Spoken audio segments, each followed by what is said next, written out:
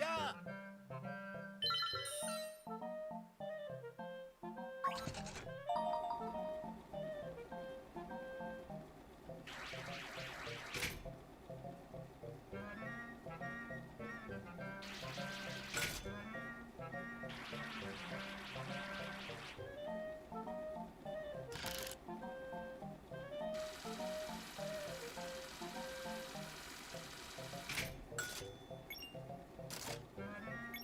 어?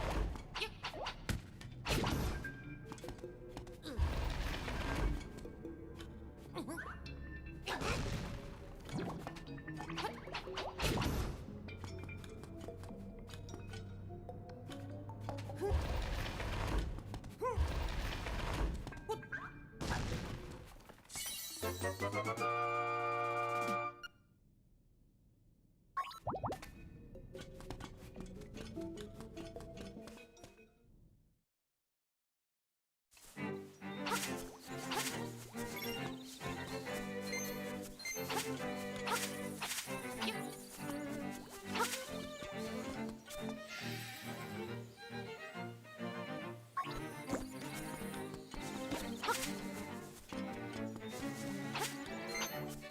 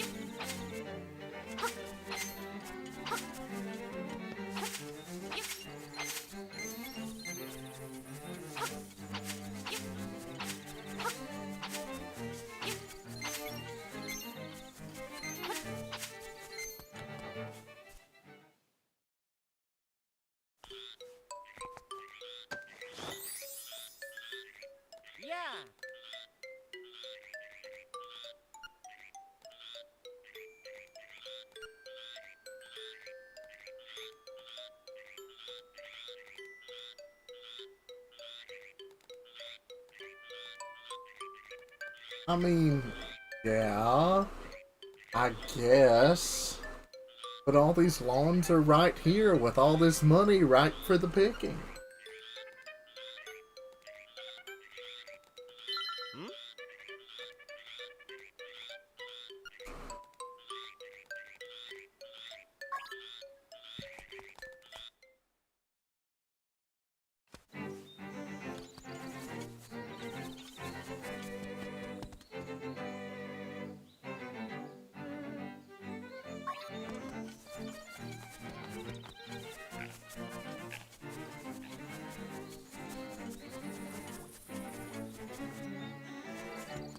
Yeah, I just right before you joined, that's actually what I was doing. So,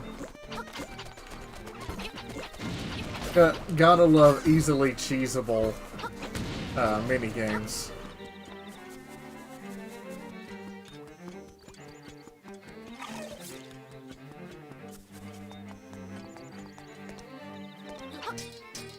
Let me in! Let me in! Yeah, this new one is kind of weird because it's really easy, but the physics are funky. I mean, you well know. But the fact that you can like have things fall out of the crane is an interesting choice. I would think that they would have programmed it that once it got in the crane, it was locked. But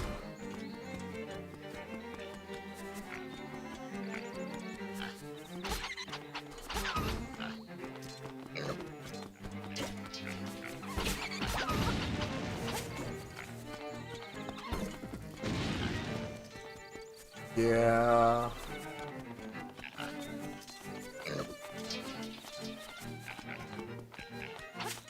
Yes, it does.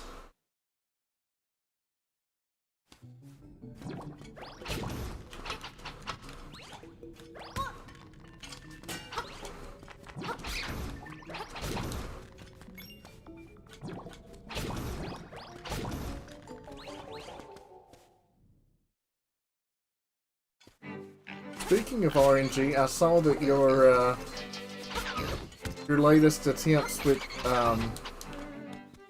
Zelda's Adventure seem to be going well.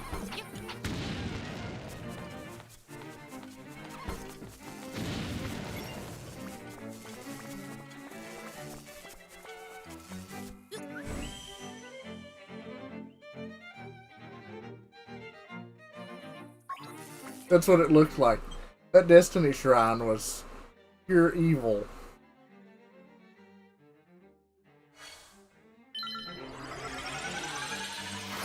So many jacks. So many jacks. I should probably have like paid attention to what he said more. Yeah.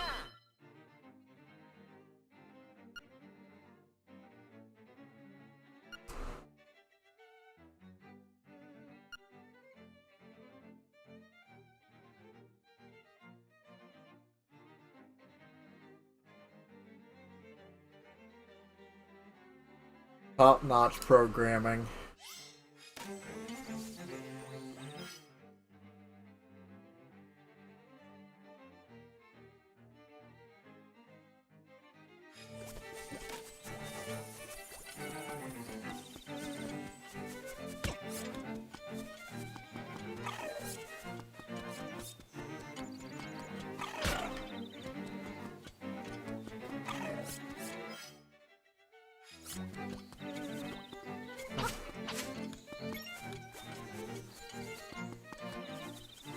I don't have bombs yet.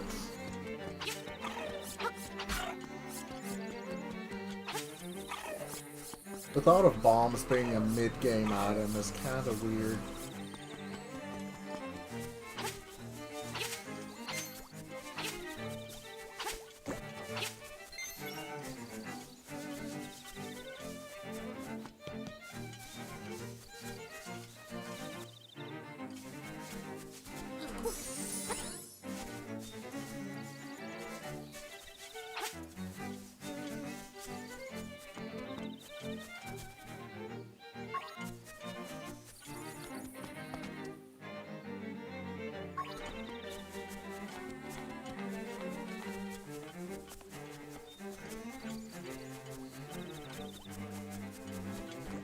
Oh.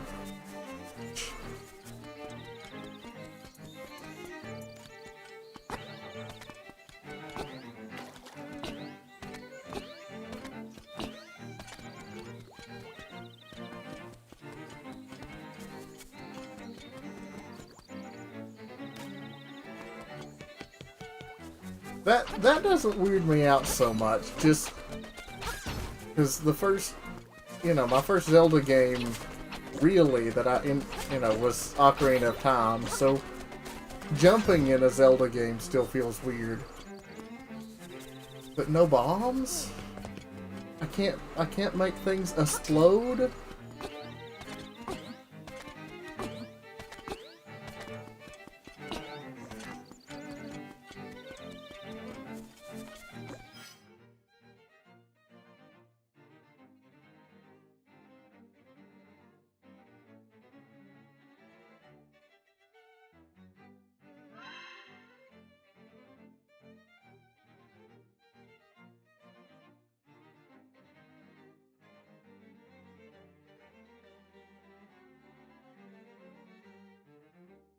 Statue.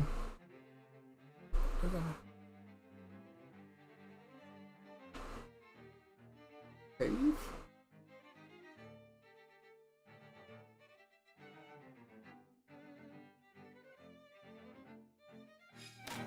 Two things there.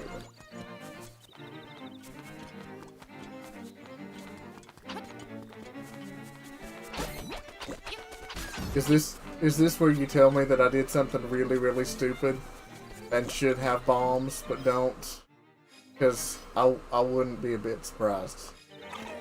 Honestly, I have 100% done that. Even in Zelda games, missed completely obvious things. I do not claim to be a pro-level gamer.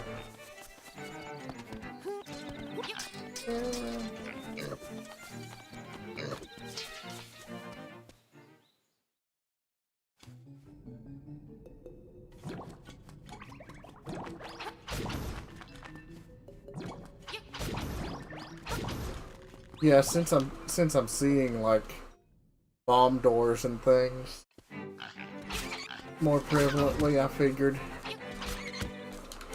that was coming up pretty soon.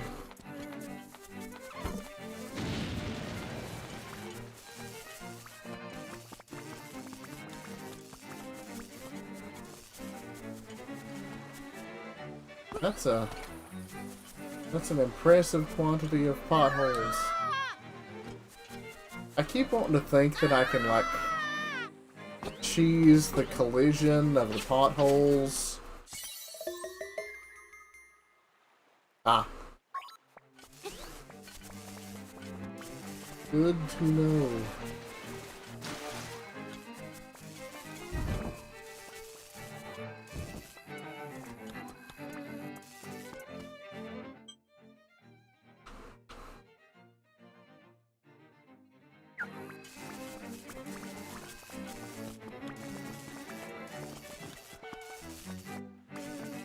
Y'all, ooch.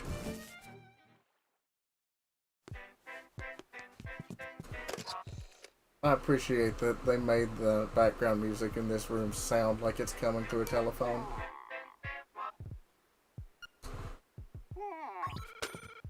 I mean, thanks.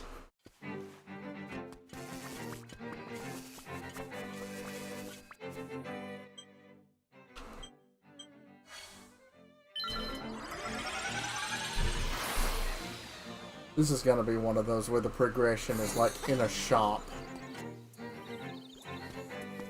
Ah, okay.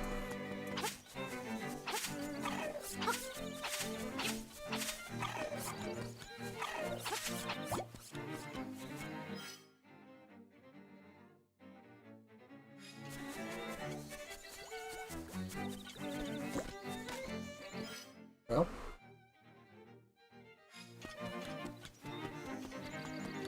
I have not memorized this map yet.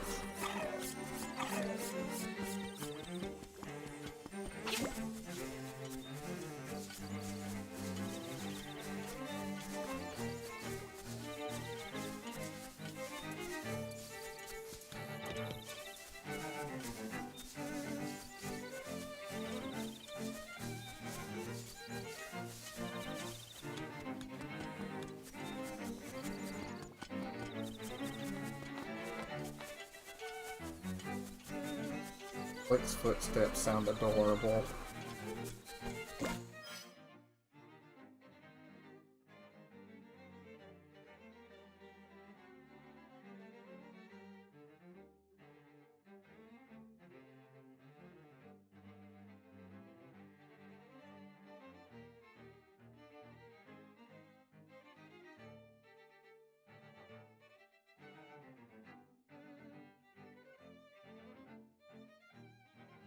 The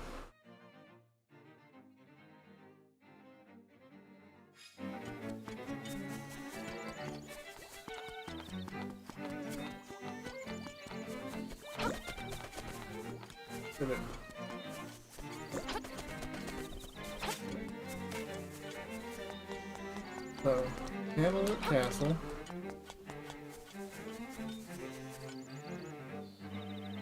Oof. But I see a stump right there. Maybe some. Okay.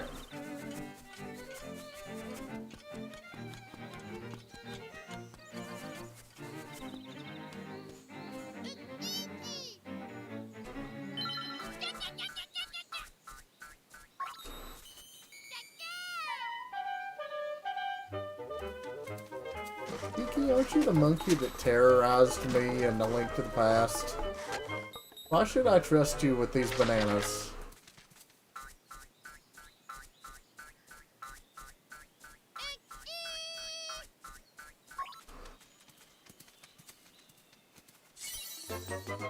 Stick. I feel like I got gypped. I traded a perfectly good bunch of bananas for a stick. Seems like a downgrade somehow. Let's see. Okay. I mean, yeah, true.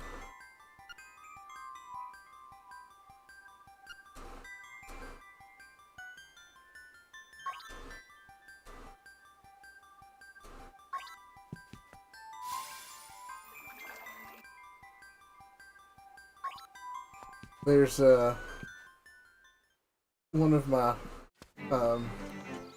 other speedrunning friends. There's a he speedruns Spyro, and that's kind of an inside joke because one of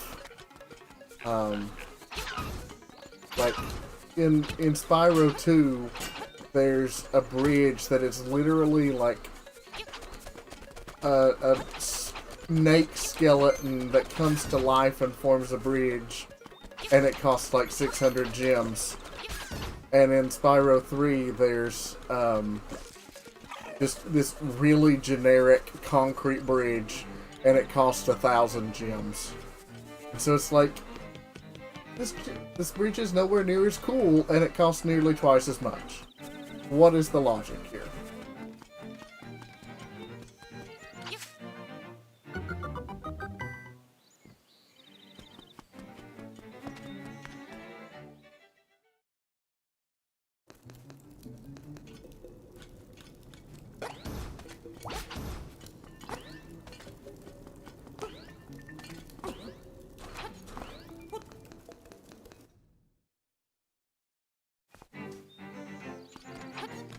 Castles in, I can't even say Hyrule, but just wherever Link happens to find himself, have some really terrible security.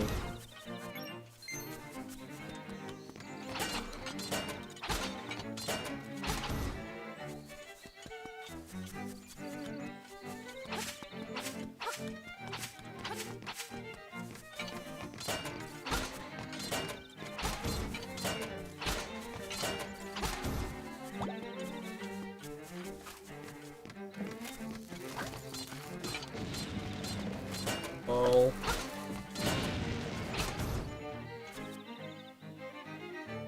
Alright.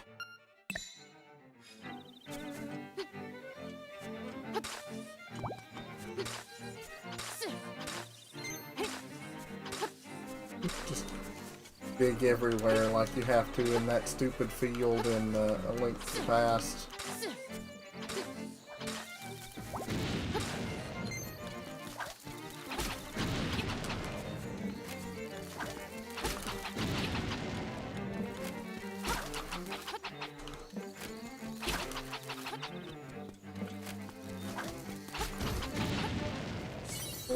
there's one.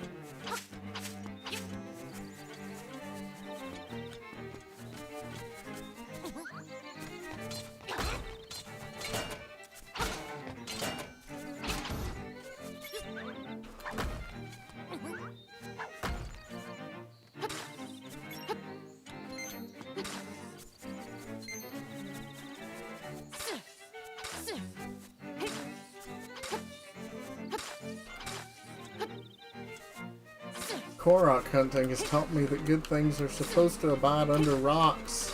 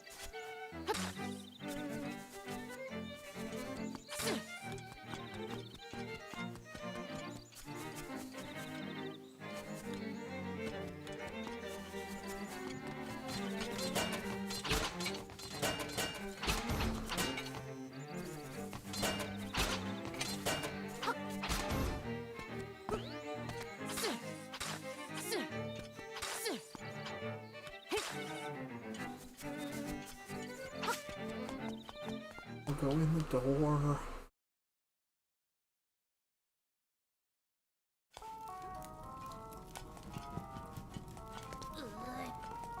Mind you, or your sliding block puzzle.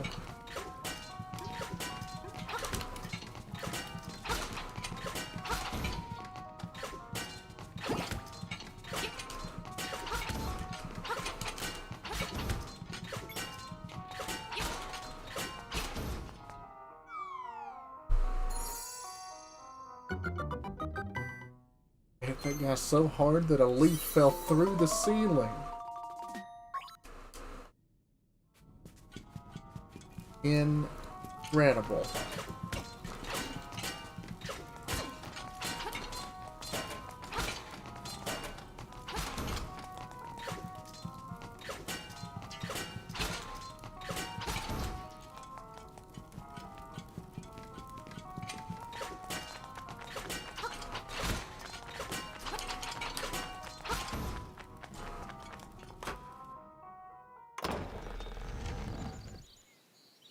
You'd think there'd be like a lock on that button or something.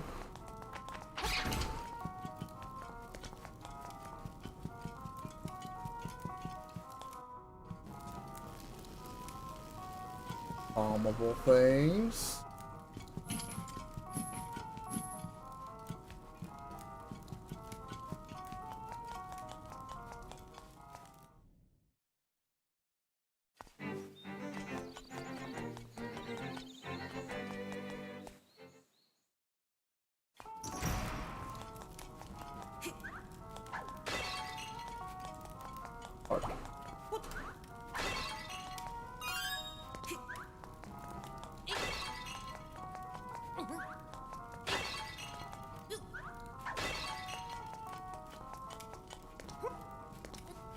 Oh yeah.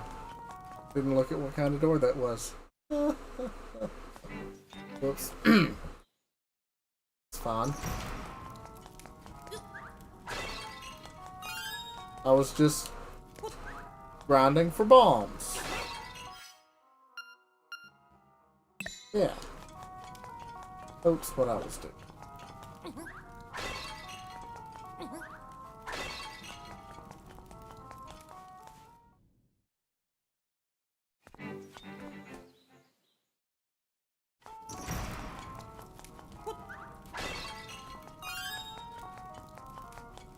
Actually a really easy grind on spot 4 bombs, so cool.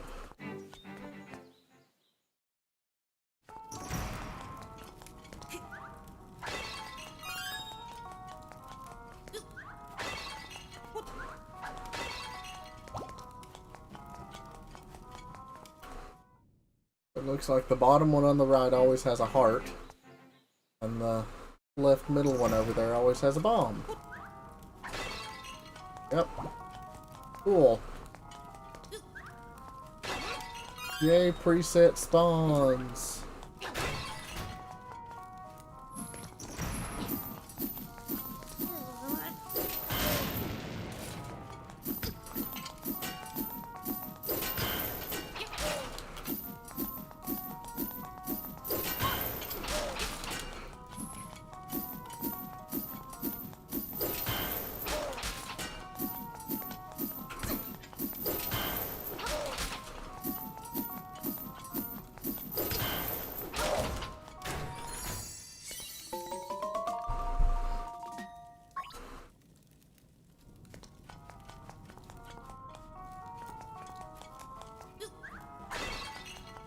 Aww.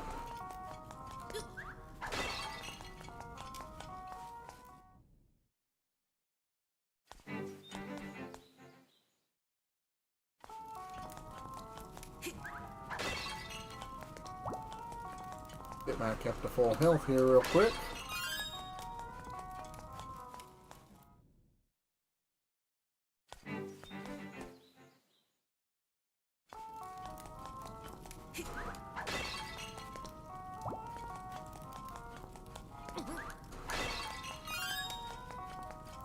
And close enough.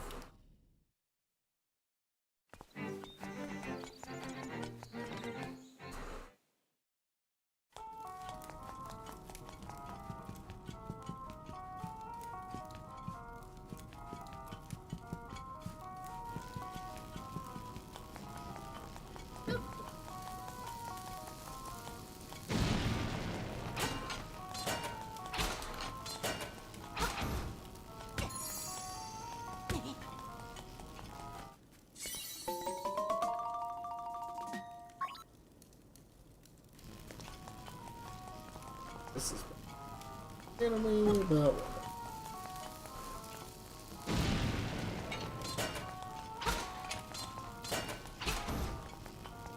fuck up.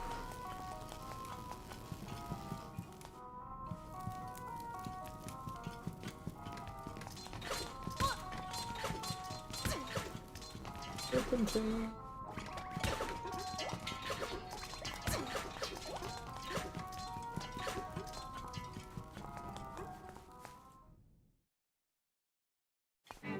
That was fun.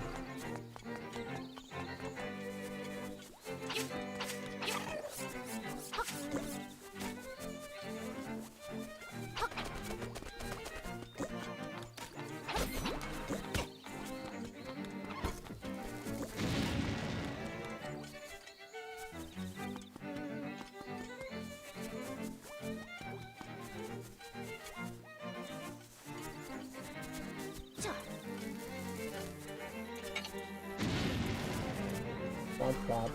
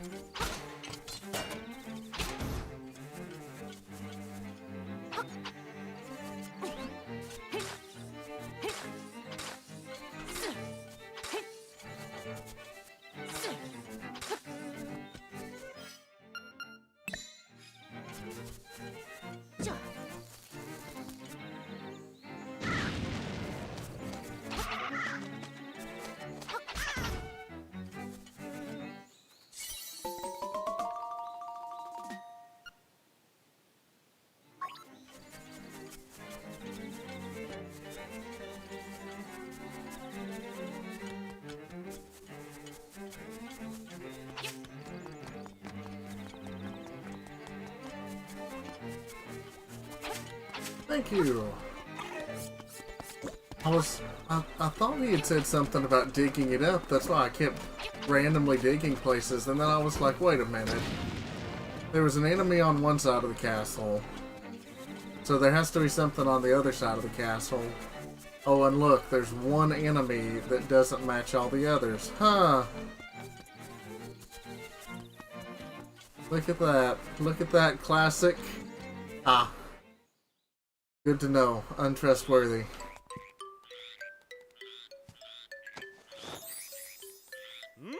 Fabulous.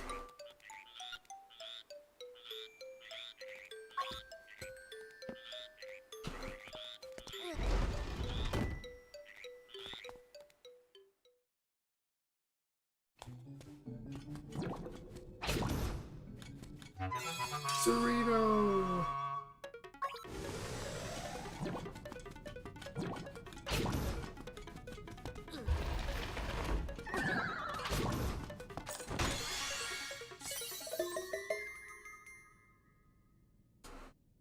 I feel like that was not a great reward, but okay.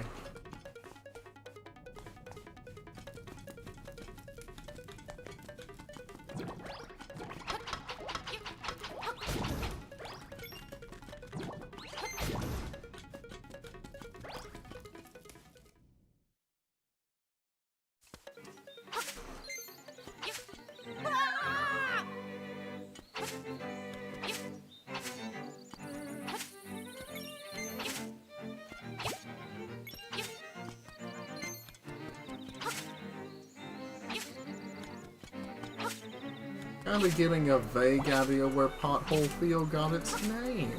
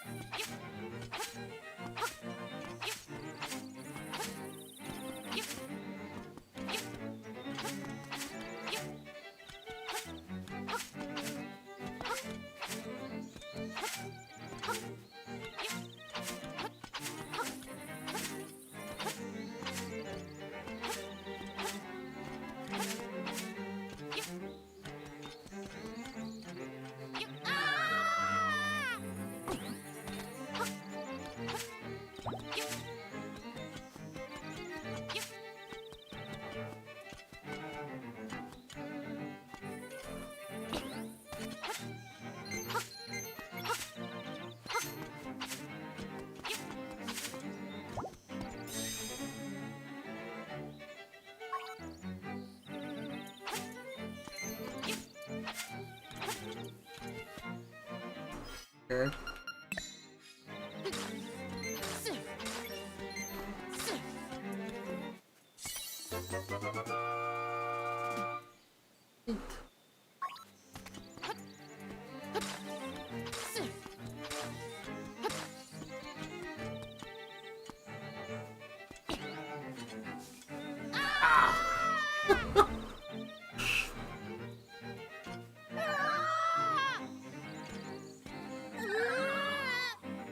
Those... The collision for the potholes is just obnoxious enough.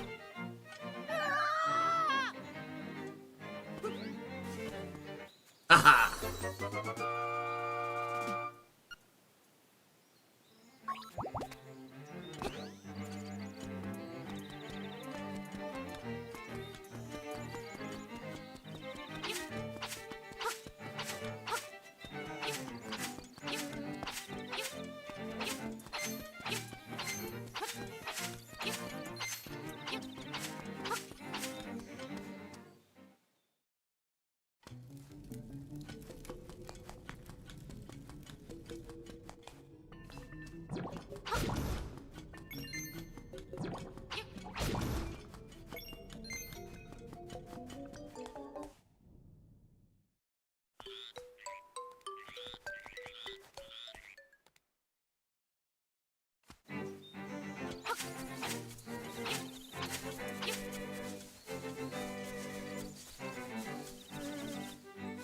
I guess I could have unlocked whatever.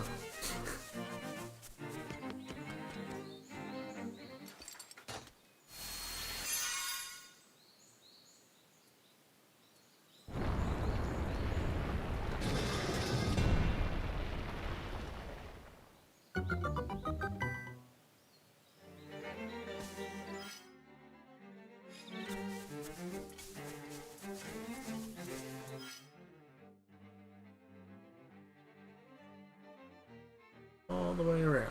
Cool.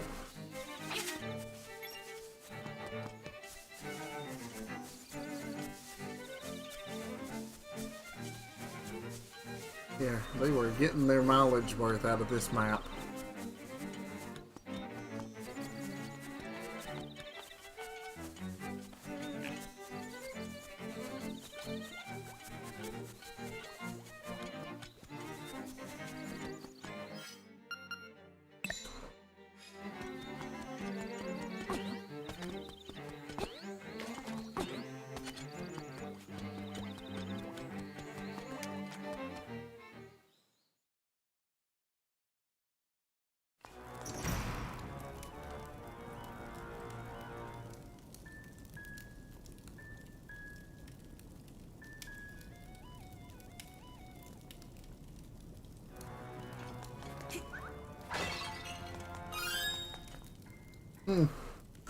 I wonder what's going to be a major mechanic of this dungeon.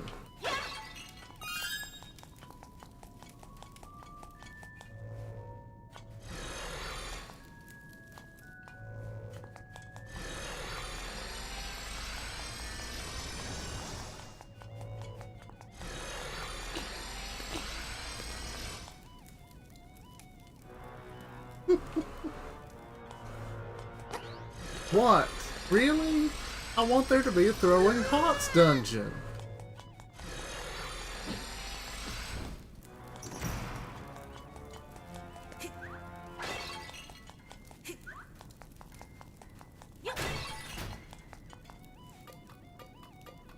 There was a bottle grotto. I guess I shouldn't be greedy.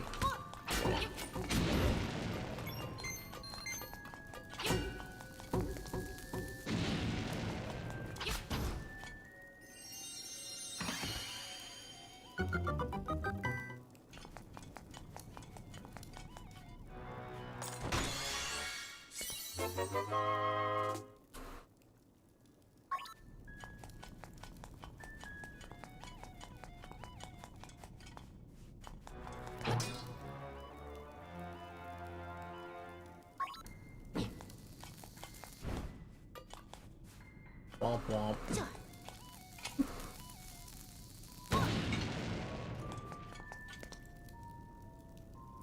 Okay.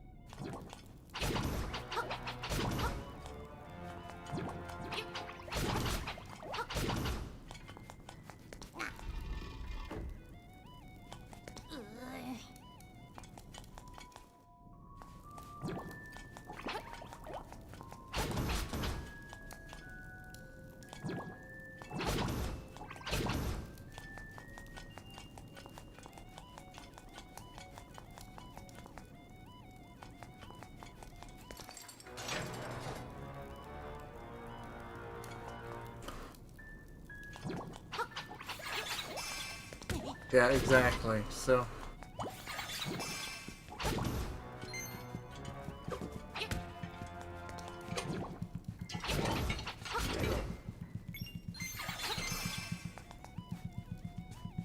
Right.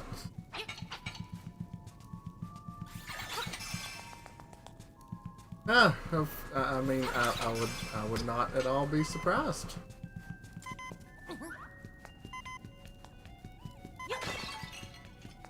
Ah. Hey.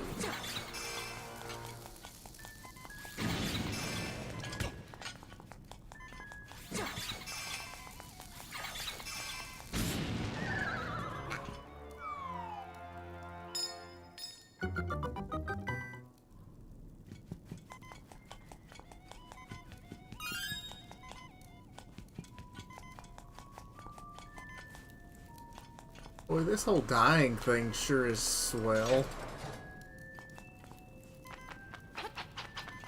Come on, Keith, drop a heart. There you go.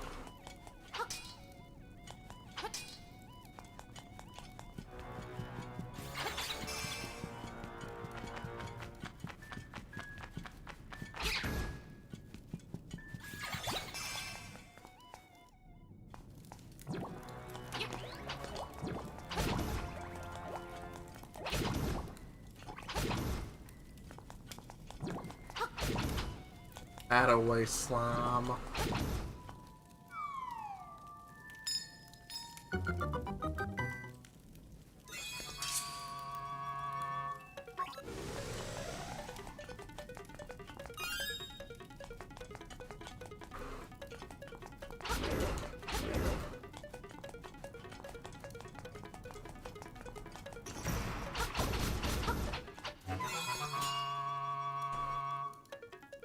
Oh, neat.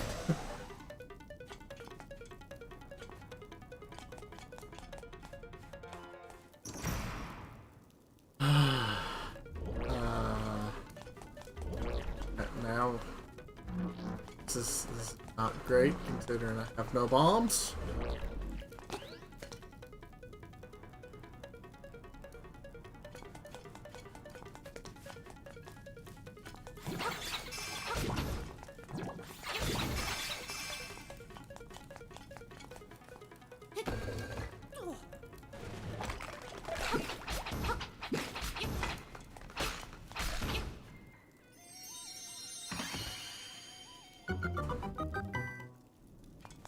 Okay.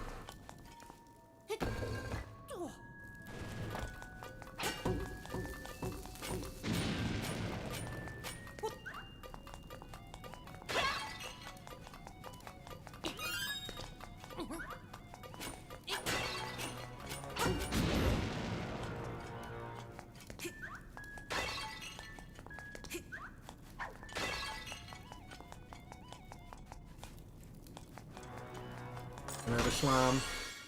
Okay.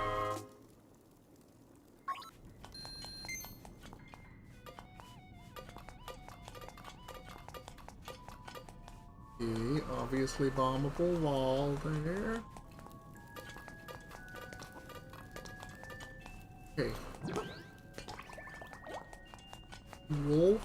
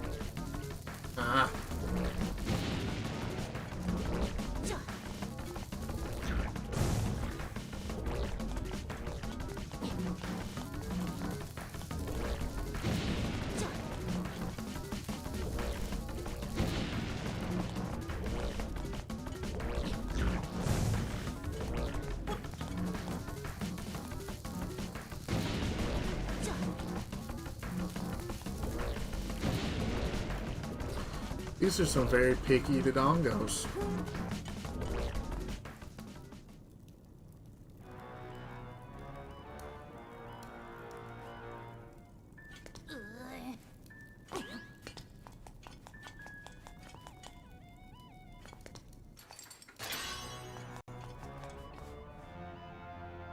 Womp womp.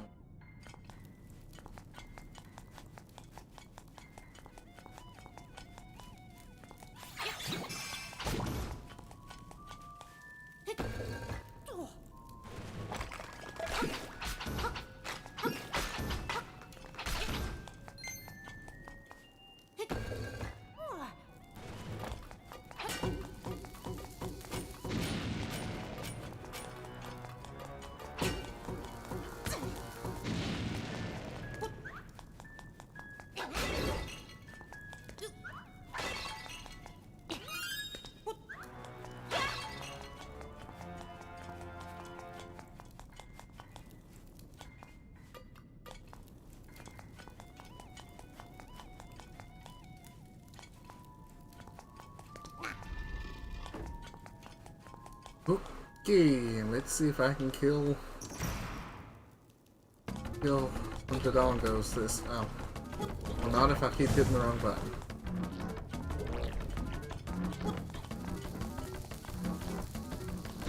That one wrong.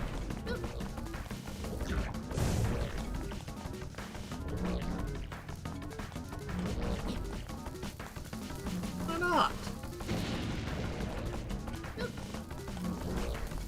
That one on the wrong square. Great. So far this is going swimmingly.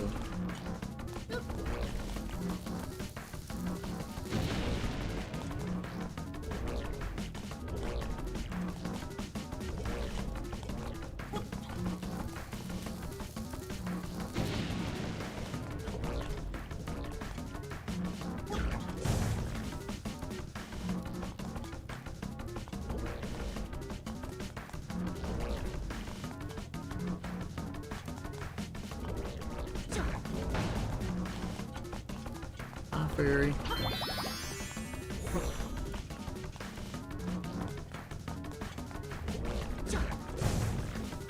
Really, I was one bomb short. Of course. I see the pattern now, but really, one bomb short? Come on.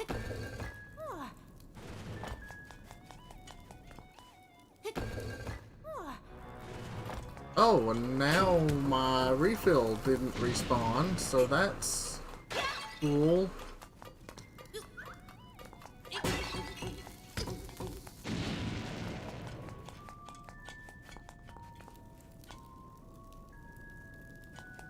Huh. I wonder if that happens here. It's good info. Ah, nope. Very much no.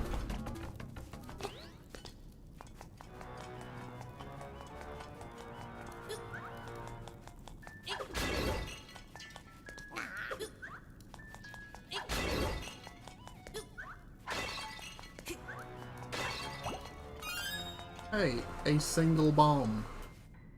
Cool.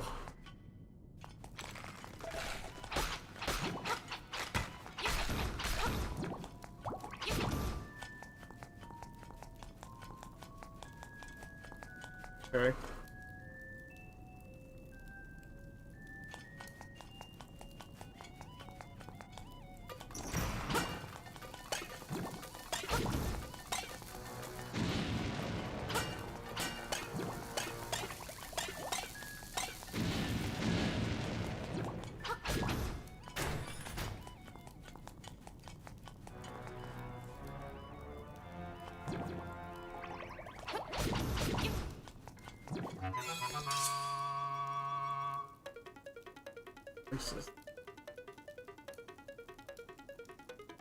Oh, the happy bombs are only in that room?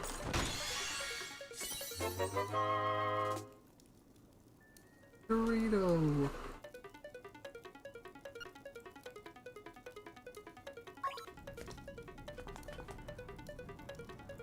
Huh. funky. They seem... Really, there's a key in this room, huh?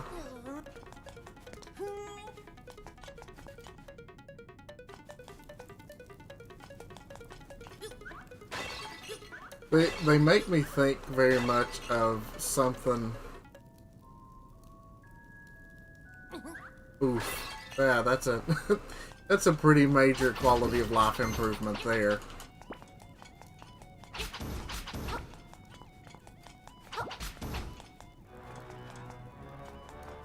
I'm gonna assume that my bombs still didn't respawn.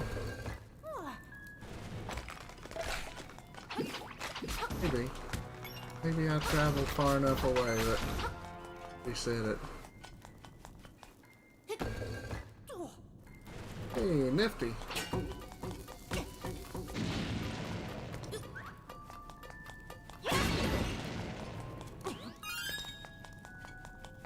I guess I could go ahead and probably clear out that first room.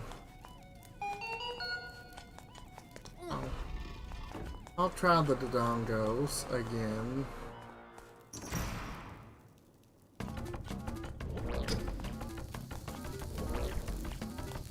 Really? I managed to get a bomb to clip inside of a Dodongo?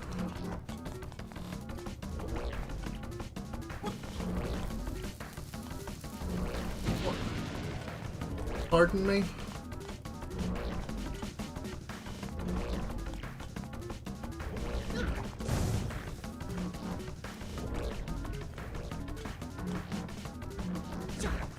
Yes, I would like to file a complaint.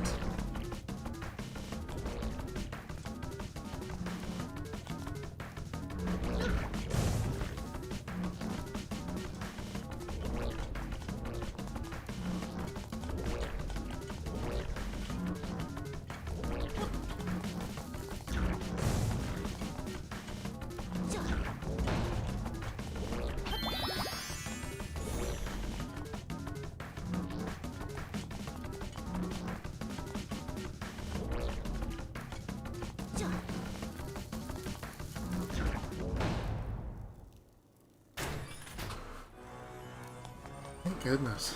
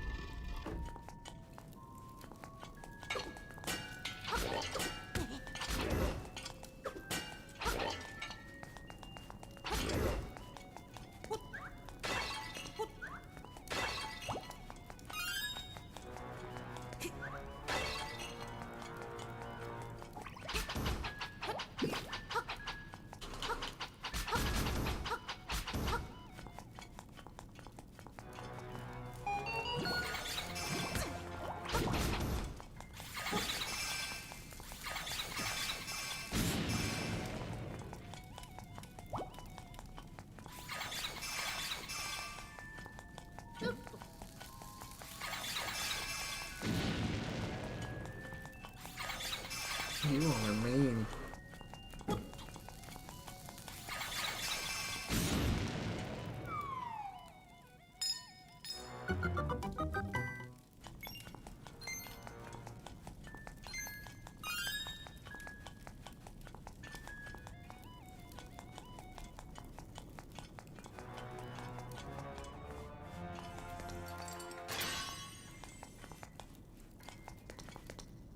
Yeah, that was predictable enough.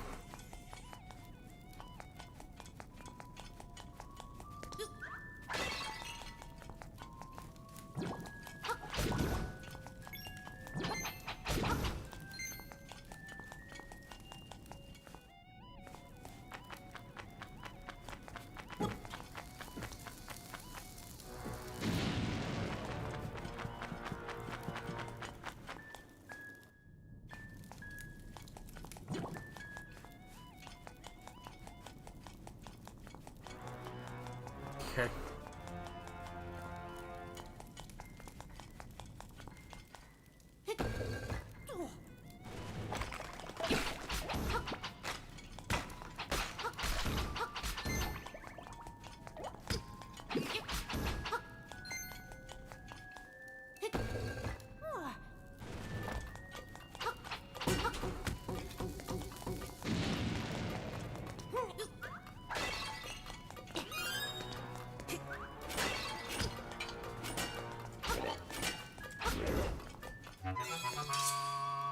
Burrito.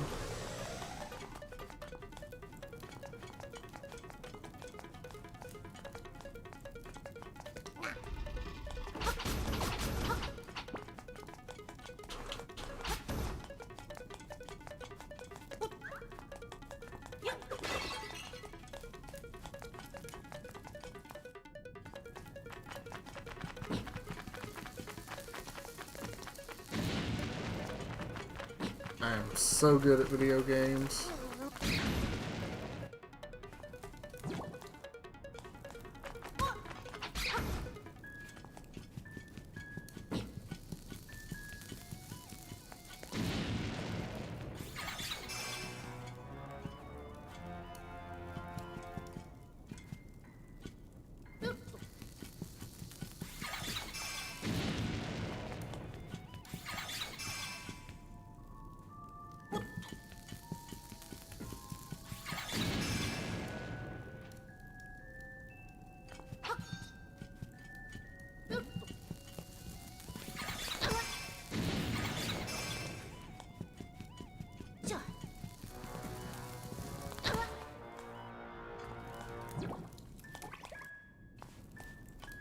This is going well.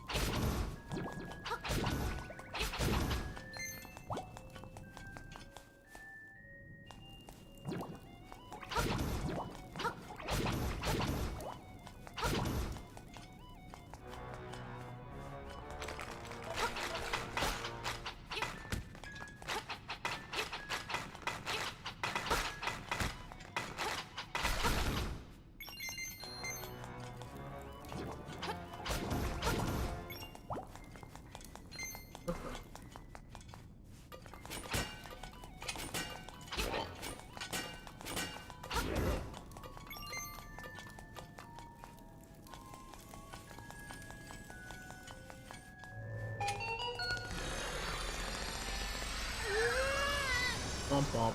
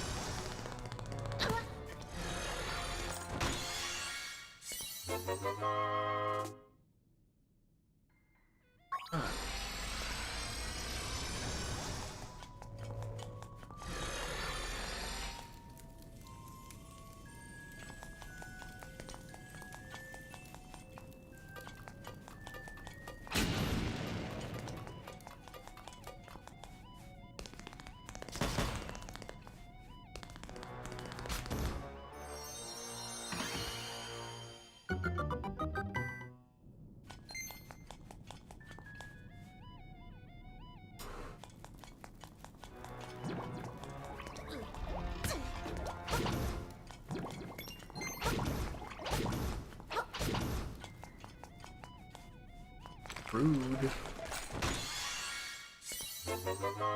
That's cool. That's handy. Will accept, thank you. Yeah. It's probably awful. Awful decision, but... Oh, hey. Pistol. Okay.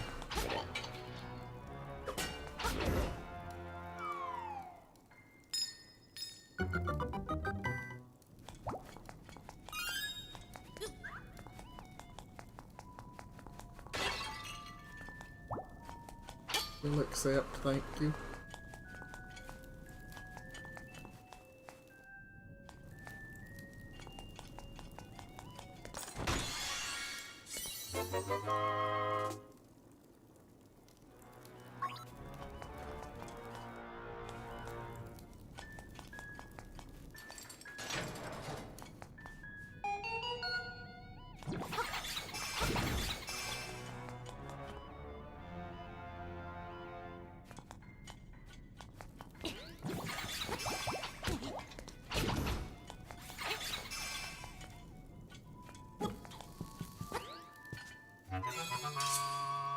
Okay, great.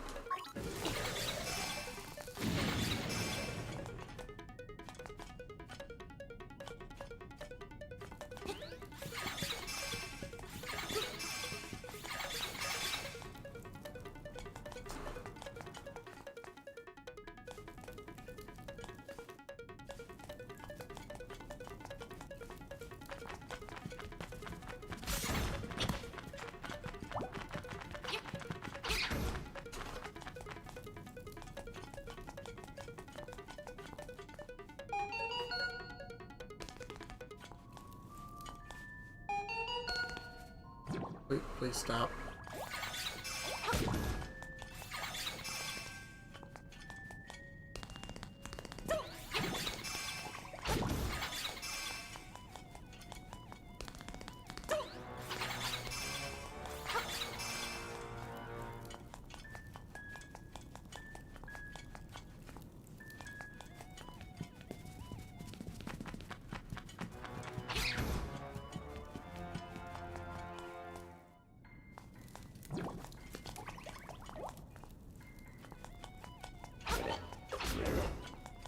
Like,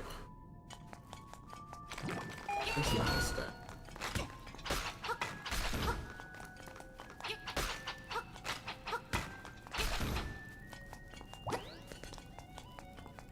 Cool.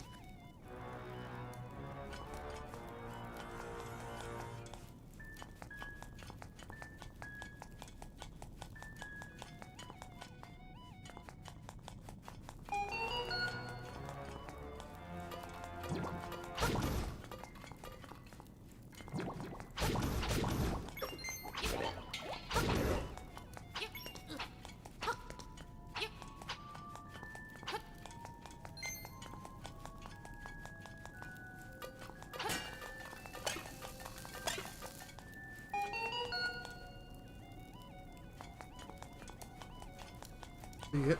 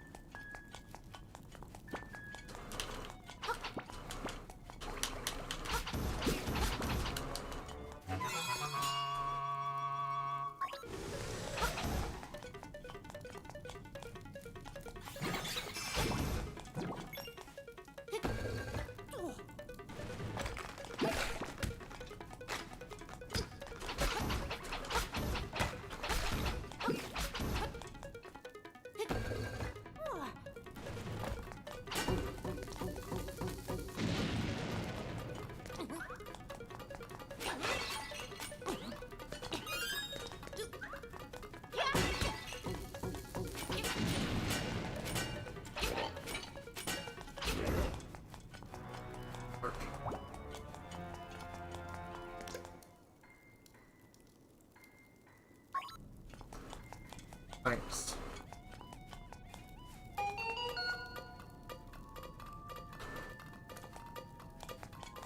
The explosive wall there. Okay. Assuming that I have to bomb the other side of the wall, which is what it's telling me.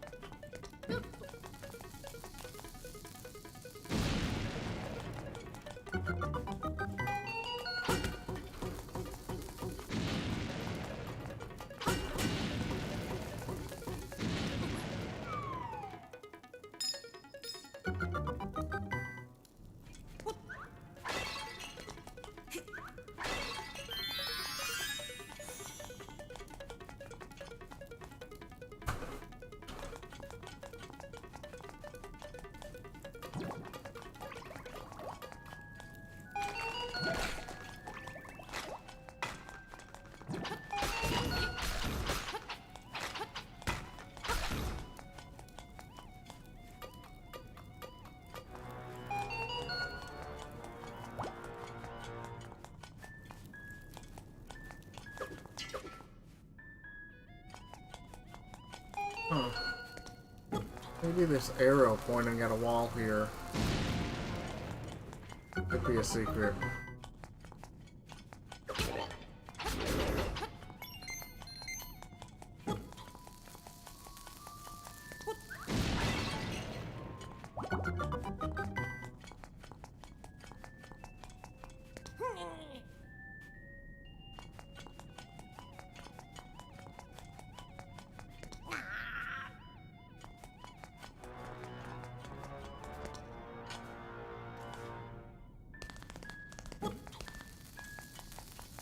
Huh? Wrong face button.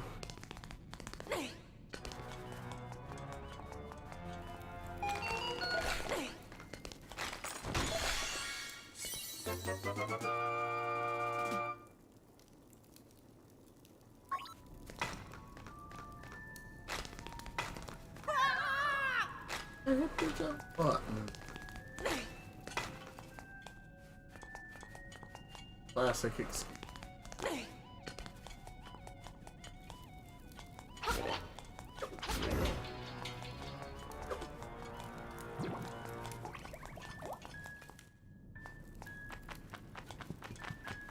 Let's see if I can do this with 7 bombs.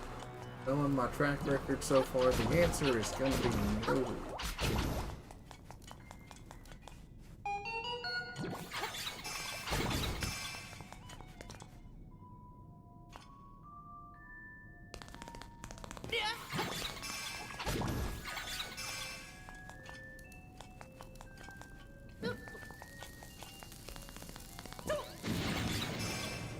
Womp womp.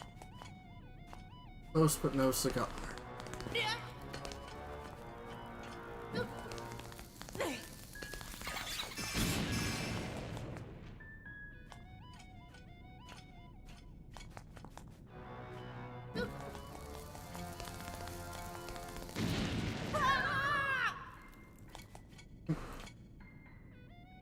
Pro level gameplay.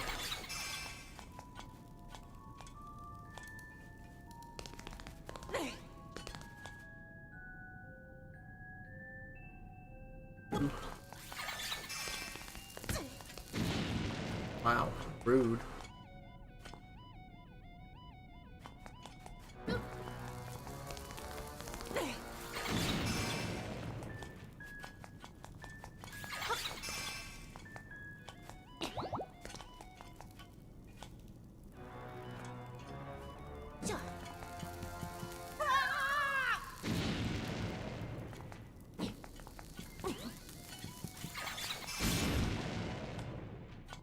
And I'm out of bombs. Called it.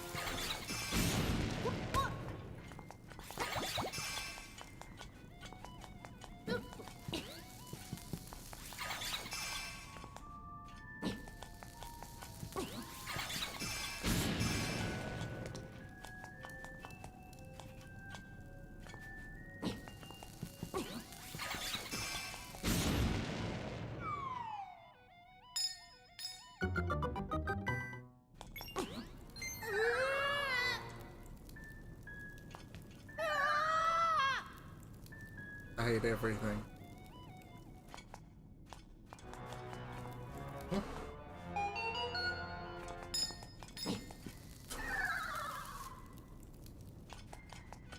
I keep hitting the wrong face button when I get nervous. Which is not good because I know I'm gonna... Oh, hey, Vid. Why did I just do that? I am doing very poorly. Dino can attest, if he's still here, the fact that I'm doing poorly.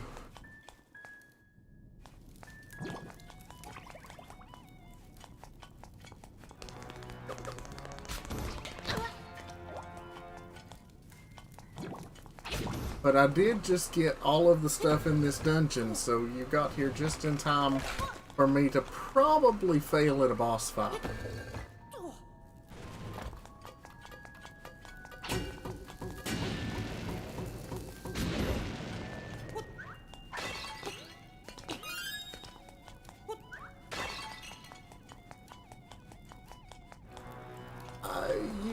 You weren't here to see how long I was struggling with this dungeon. I've beaten that room many, many times at this point. Some of these bomb puzzles are... Like, the puzzles themselves aren't difficult, it's the timing.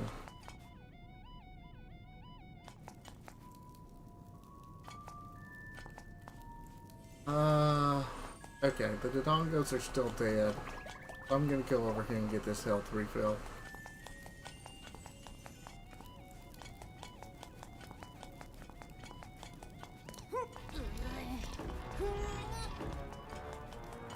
I was not pushing on that block link.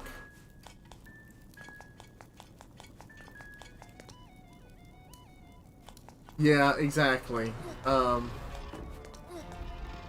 There've been one or two that have tripped me up, and it's like, oh well, that was either super obvious, or you know, if I'd have been thinking in the right context, it would have been, you know, whatever. But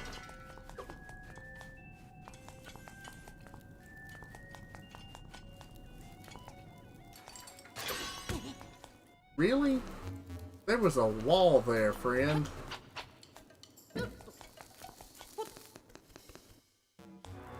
Okay, the loading zone triggers are way too easy to hit.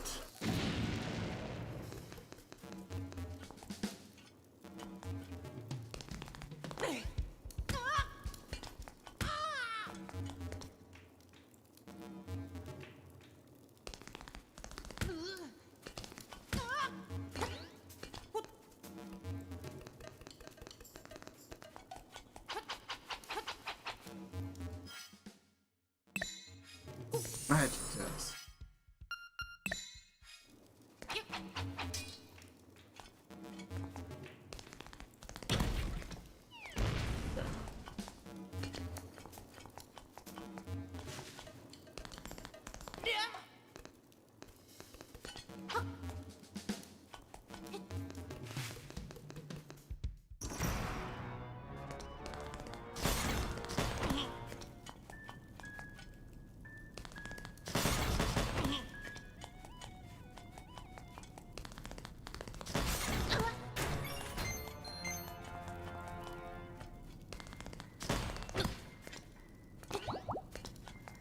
Not sure how much longer I'll be streaming. I plan to go a little bit longer, but my headset just gave me a low battery warning, so technical difficulties as they are may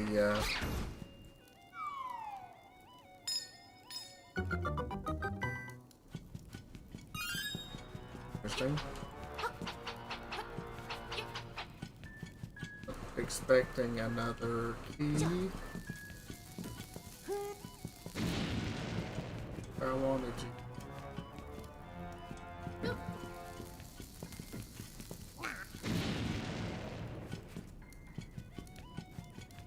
Okay.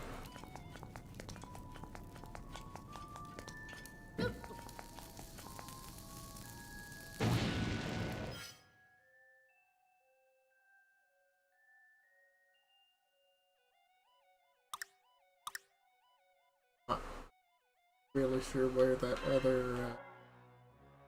other key goes.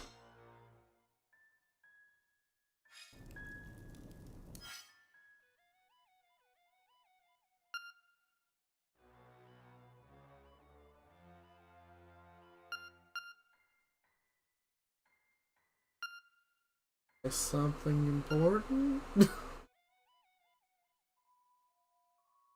Oh, there is that chest there in there. On. Go get it.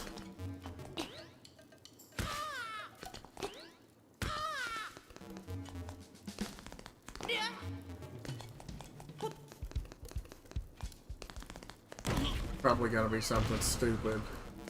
Like, oh, here's, you know, 10 rupees. For all your trouble.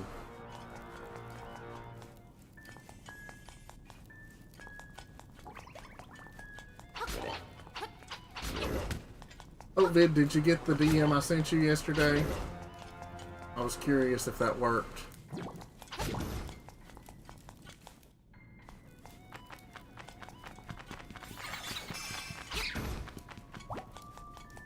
We'll take that heart, yes please.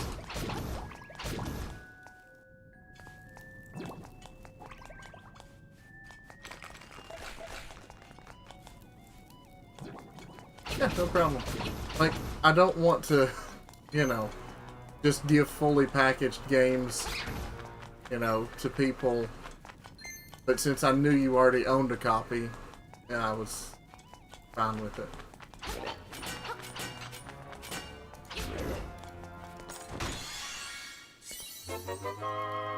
Great, thanks. Super helpful.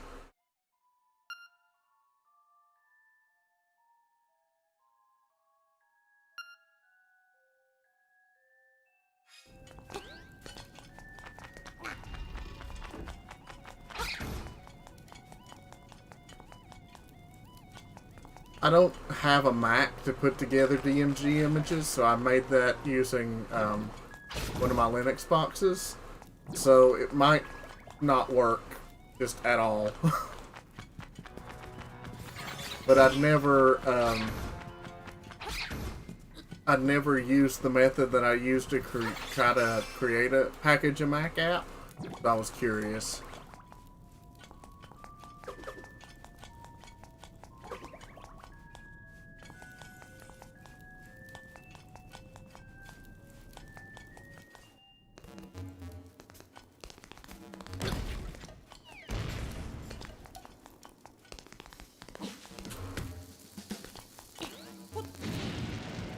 Keep getting like which button I have what assigned to backwards.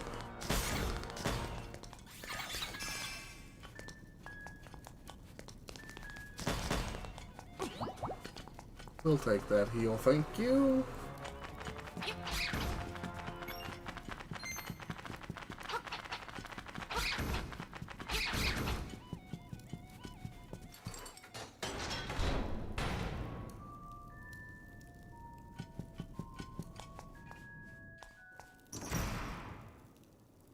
Yeah, and this one's even rougher since you can, like, assign keys. So, it's like, did I put that on?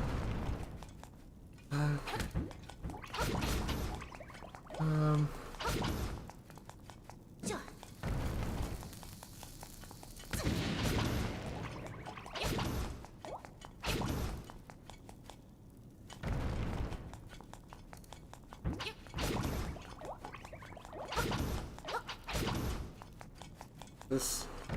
Is a fight wave after wave until the boss shows up, or is there a trigger?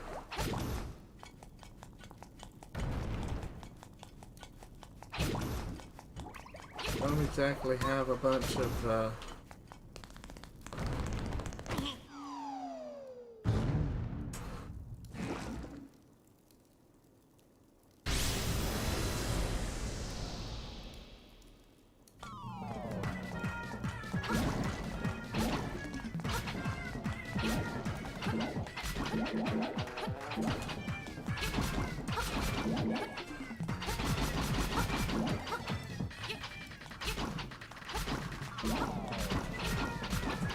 think I'm not doing much.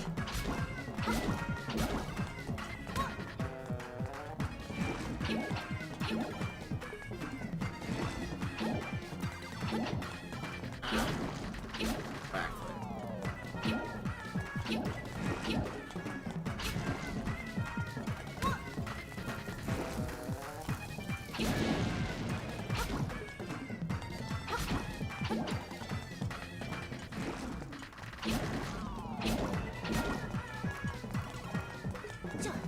Let me guess. It's gonna be a hurt both at the same time kind of thing.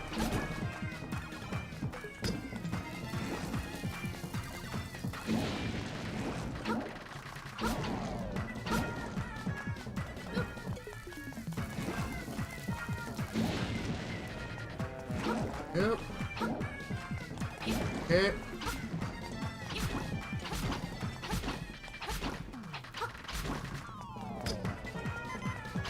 Oh, I'm almost dead. Oh, Pegasus boots, right. I keep forgetting I have those.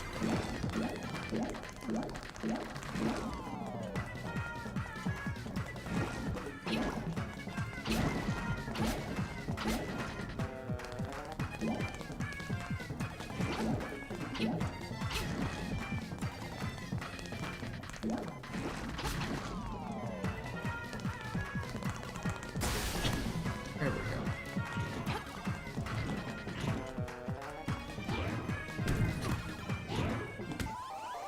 Pump up.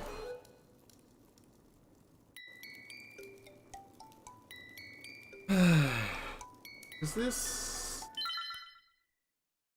second game over, I think? Okay.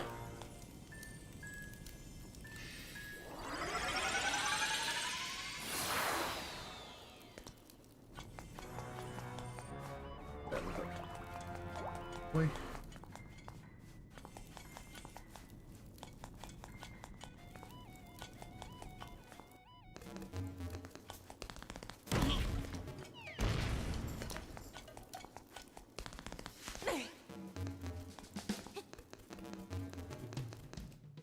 Let me keep killing my bombs. The boy wasn't that free.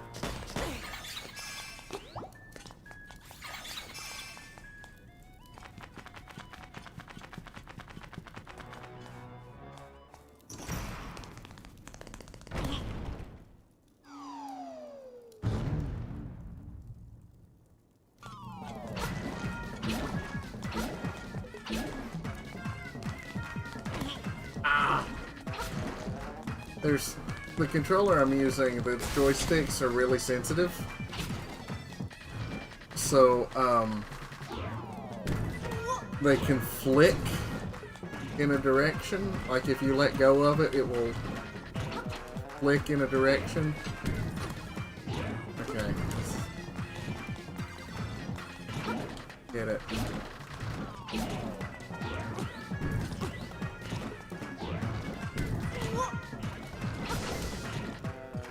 Oh. You just...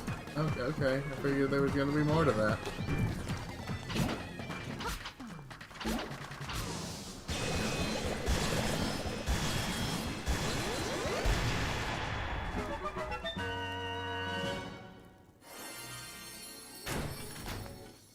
That was a little anticlimactic, actually. Expecting it to at least, like, split into 4. So why don't I have an extra key? This is weirding me out.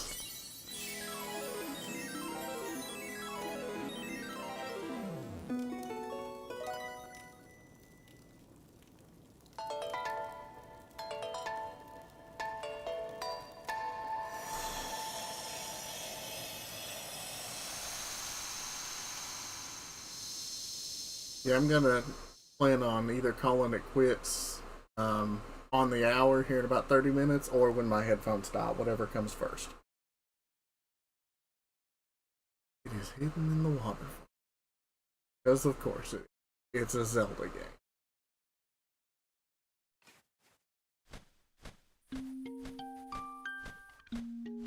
Yeah. course, I've been, you know, that'll be about a 2-hour stream. The unfortunate part is that we're separated by 3 hours for time zones.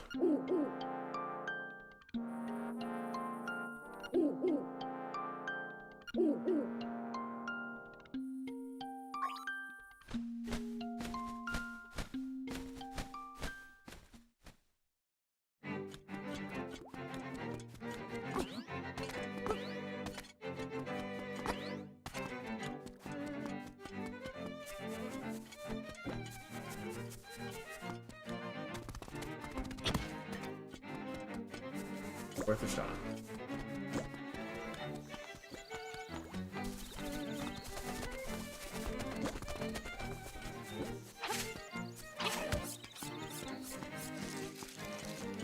And go down here. This. And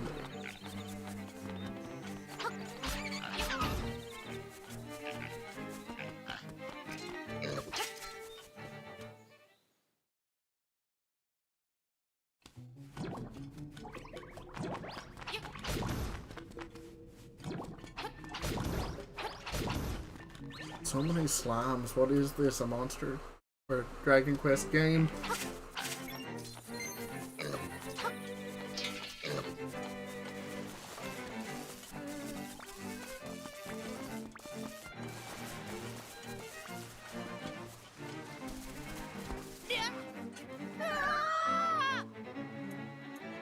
Oh, pardon me.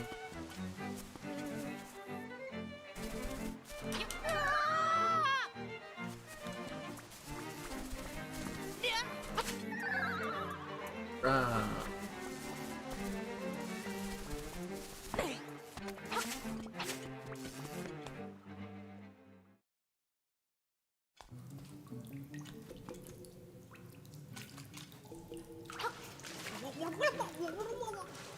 Cool.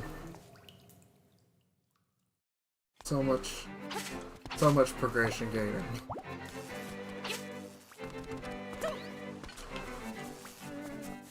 Of course, that's you know, always been the Zelda thing, and I say that with great affection. So much progression gaining.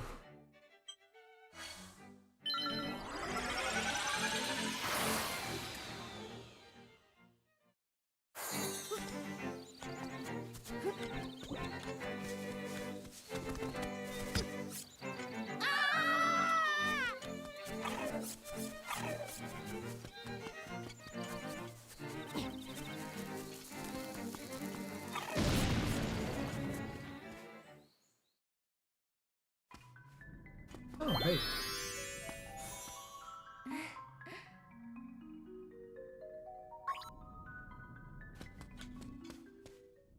Nifty.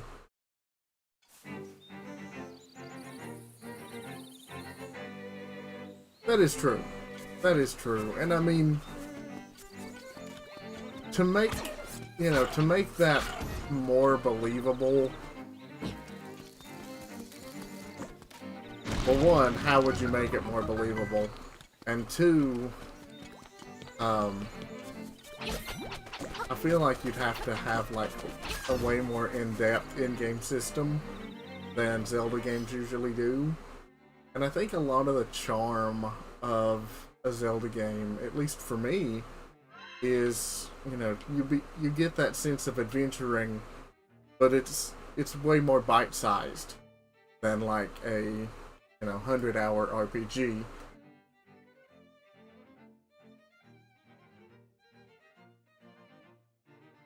And the gating keeps it really linear.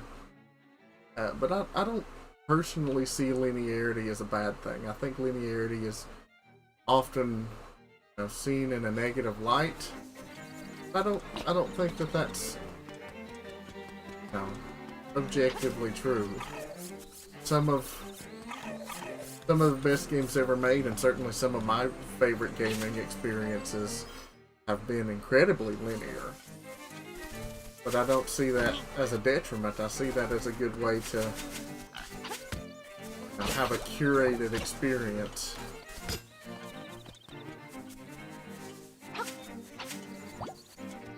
think that there's a lot to be said for open world experiences.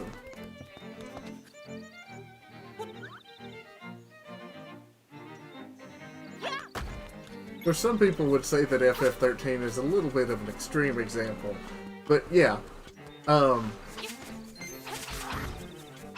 think that that's, you know, an important thing to remember, and I also think that,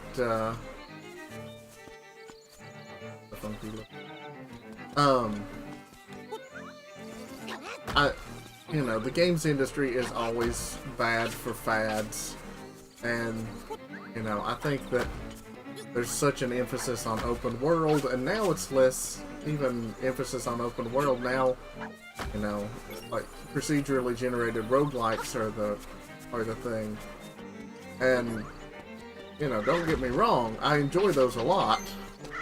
But it's like, okay, games industry, these are games that are designed to be played literally forever. Do we really need 2,000 of them?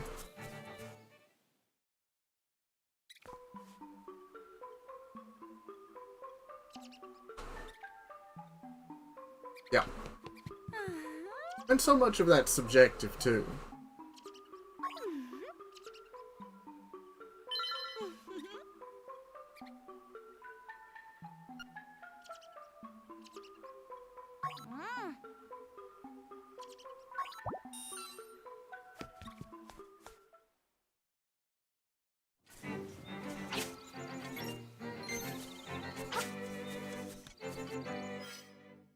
Going to...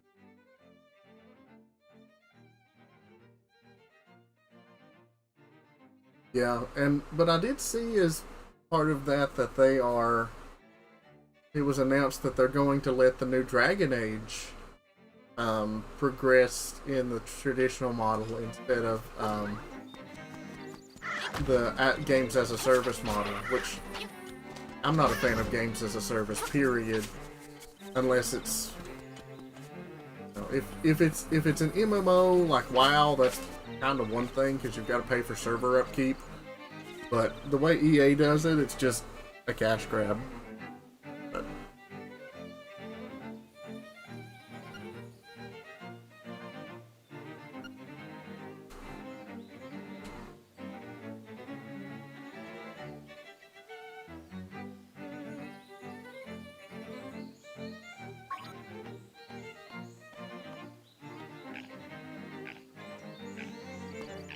right. And that's, you know, everybody hates on EA, and for good reason, because they're one of the worst for it. But we even see it with Activision and everything. Yeah, one thing is a cash cow, and then suddenly everybody wants in on it. I mean, just like with Anthem, you know, everybody wanted a piece of that Fortnite pie.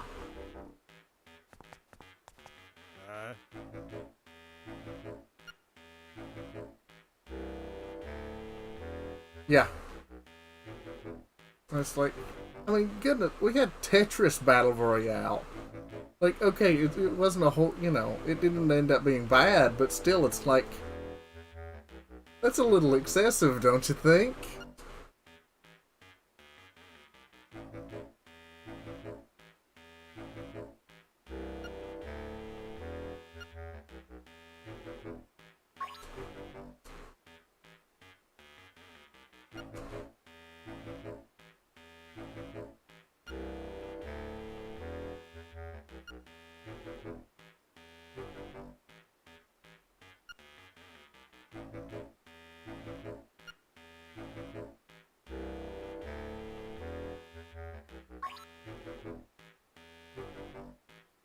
Yep.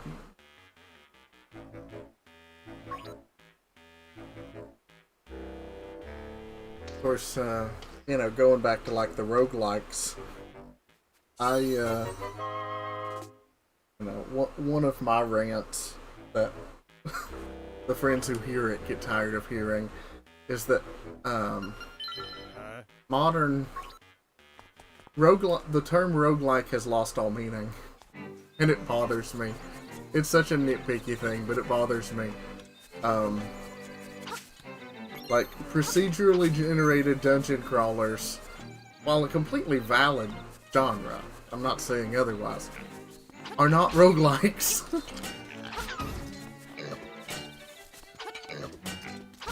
Like, to be a roguelike means that you are, you know, at least imitating the basic model of Rogue. And these games are not doing that. While yes, Rogue is technically a procedurally generated dungeon crawl, it's, you know, 2D overhead turn-based. Yeah. And, you know, if we ended up having a better term than procedurally generated dungeon crawl, because that is awful, it might catch on. Because we had the same issue in the 90s with first-person shooters when they were all called Doom clones.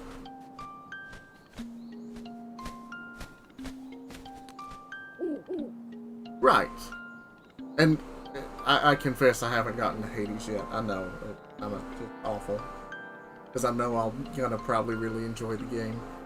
But as you know, a crotchety old man who still occasionally fires up like ASCII roguelikes, you know, I'm like, these whippersnappers and their 3D graphics and their action combat, it's not my Rogue. Get off my Rogue lawn.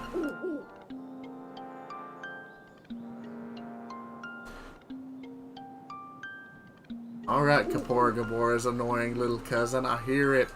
You've told me that like 5 times already. Yammering like that, you're gonna wake up the windfish. Okay. Okay. Yeah, guilty as charged, I'm afraid.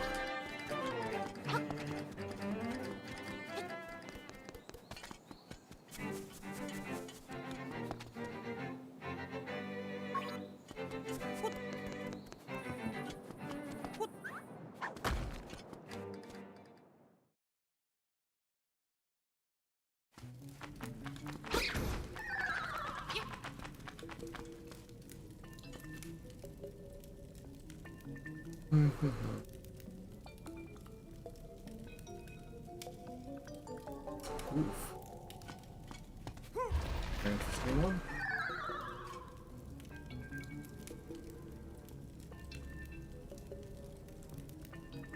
True. That is true.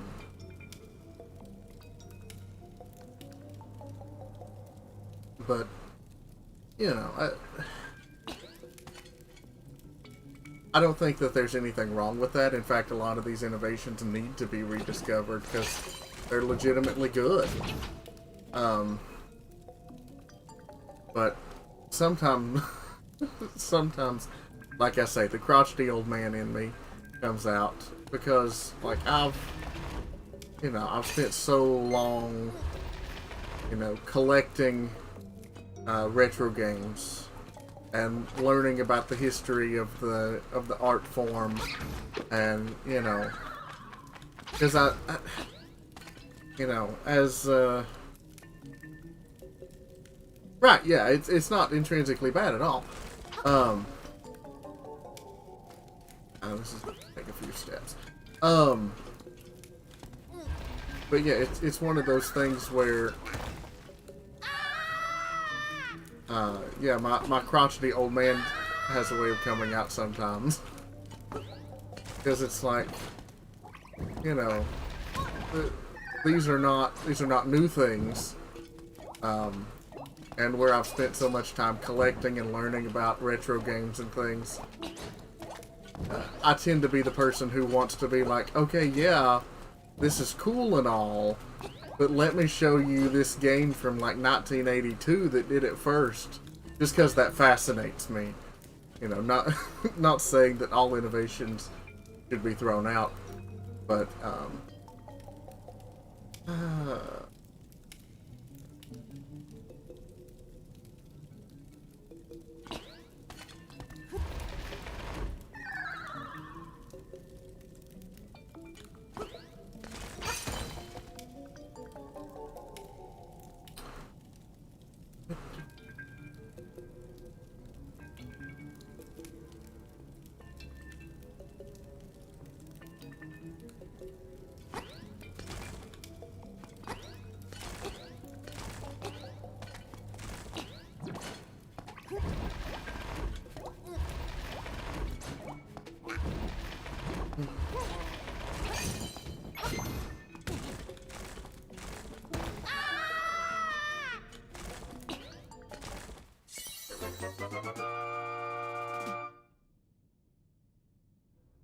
Yeah, exactly.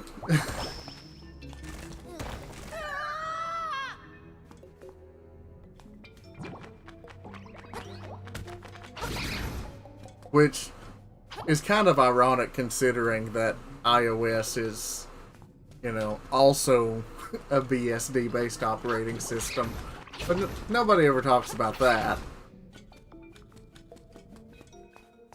But right, it's all about, you know, how they change the user interface to suit the, you know, to suit that factor, you know, that form factor more. And you know, they didn't even really come up with a lot of the ideas, but they did come up with one of the most, you know, polished solutions, especially at the time. And then if, you know, you do that, then everybody pretty much has to stand up and take notice.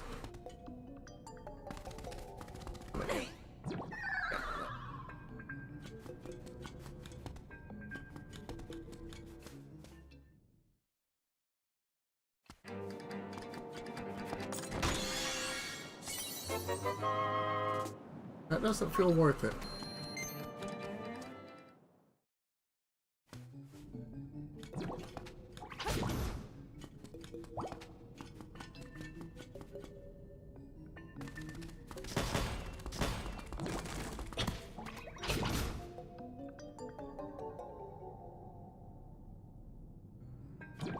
Yeah, really.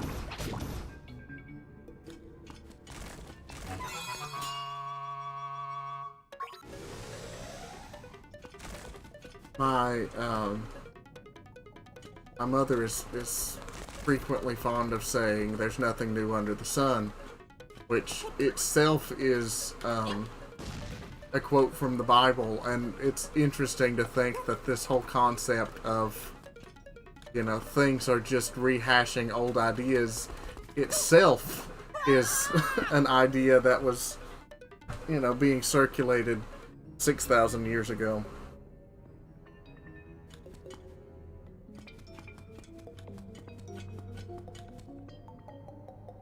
This feels like it requires a hook shot, but I don't even know if the hook shot's in this game.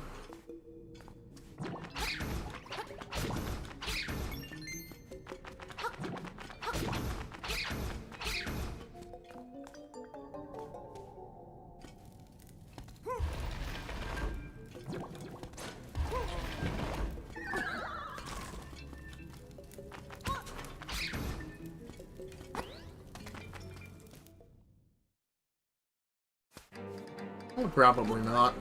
But I mean, can you even just draw a distinction there at the, you know, at the modern era?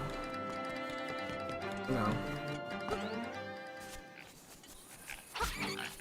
As Newton said, we are all standing on the shoulders of giants.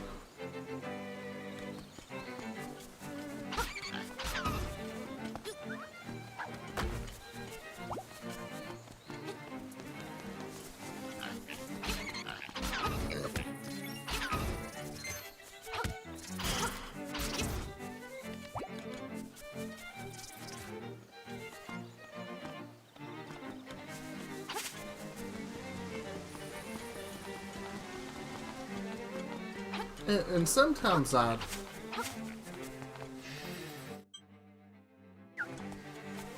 know, and this is really me being a crotchety old man, but I think that so much of... Okay, yeah, there are these posts. I have to be getting the hook shots in.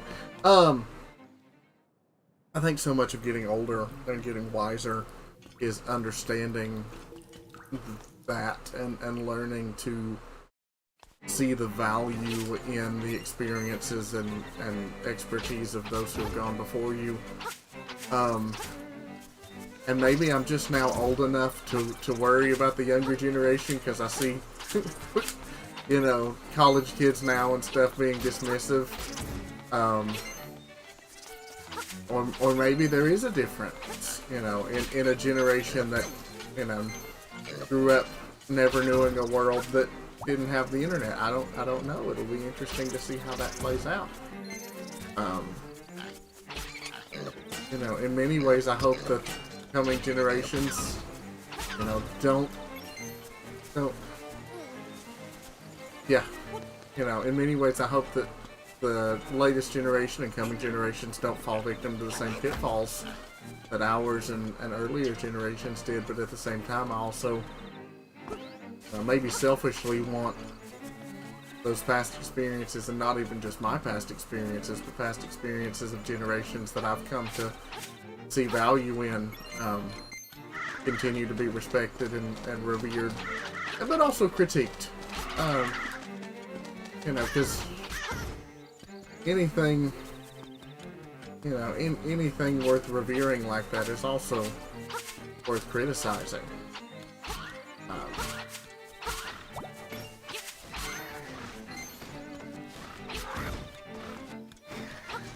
Because, I mean, as much as I think that reverence is a good thing, the last thing you want is for it to turn into dogmatism.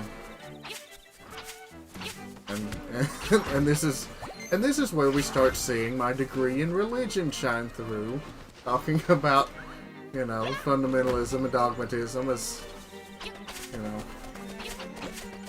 extreme expressions of a particular ideology.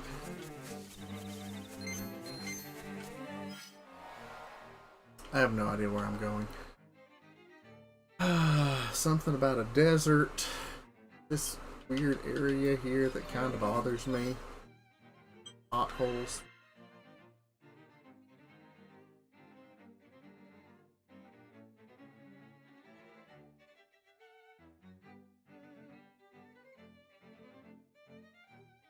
Ooh.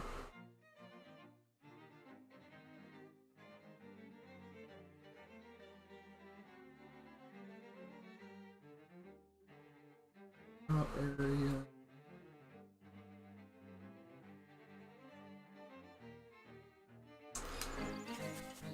Really like to get to at least a good idea.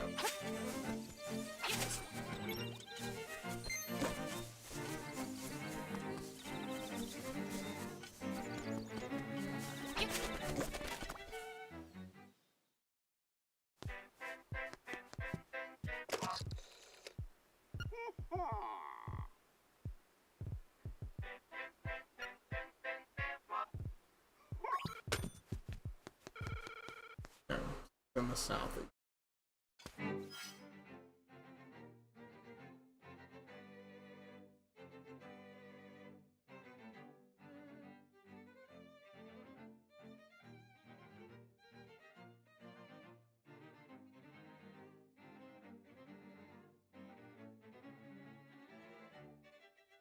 Yeah, exactly. And I think that, yeah, exactly. No, I think that that's absolutely not only worth remembering, but emphasizing, because I think that it's key that we be, you know, have strongly held convictions, but, you know, any part of a worldview should be open for critique. And the more it stands up to critique, the more confident you can be in it, but it's never beyond critique. It's never, you know,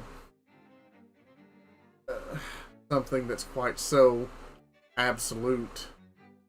I mean, of course, you know, my mind goes to metaphysical things, and there are sometimes things that are axiomatic, you know, that you kind of have to, you know, assert by rote, but at the same time, even those things should be held to scrutiny. Get over there.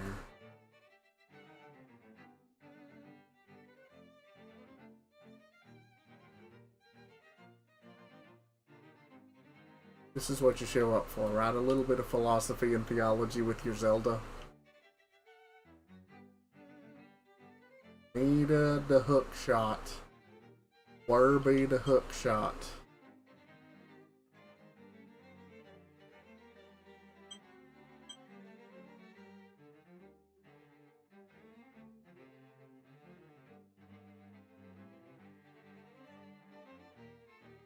Well, I would certainly agree. You you know, hope that it's something that we can make more of a habit of. But the few experiences we've had of being able to discuss such things, I certainly think that it's been pleasant.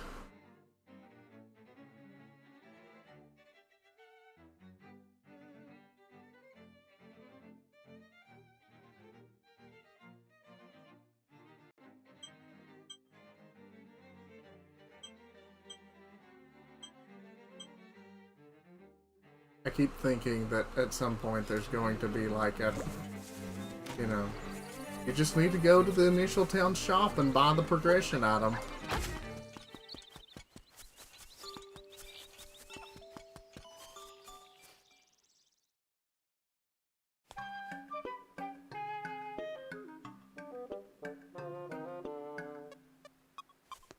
Well, there's at least a bow. You know, so that's nice. 980 rupees, and I have 915. Okay, time to go grind in the game.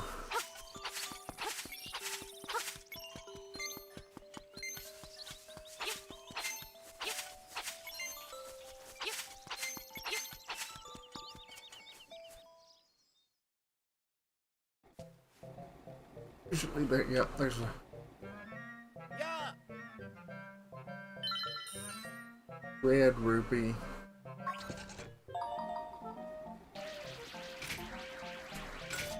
It's pretty easy to double your money.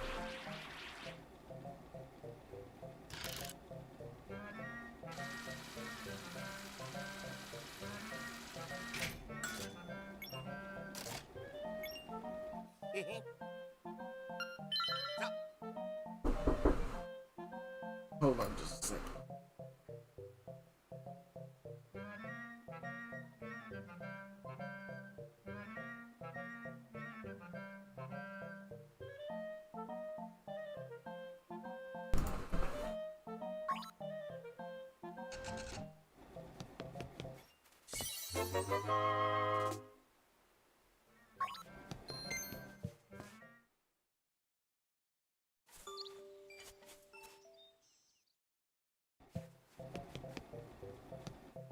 Ah.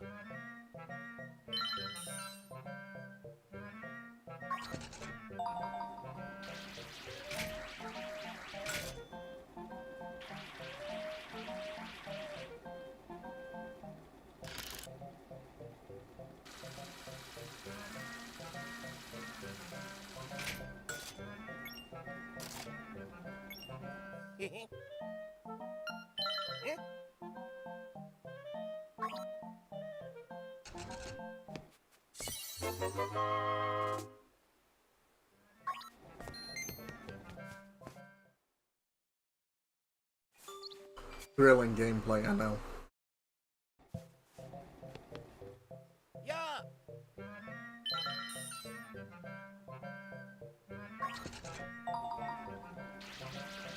Now, did you play this version or did you play OG? Or, you know, not, or, you know, DX, which is OG but not OG, but compared to this, it's OG, you know. Acronyms.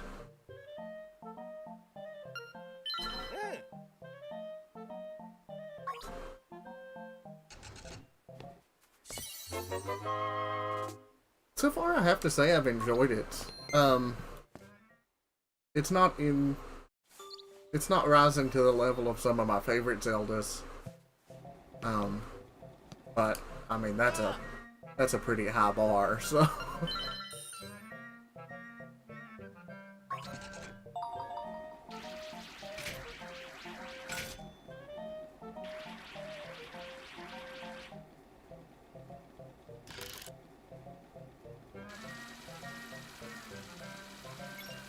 Womp womp. I was waiting for it to happen.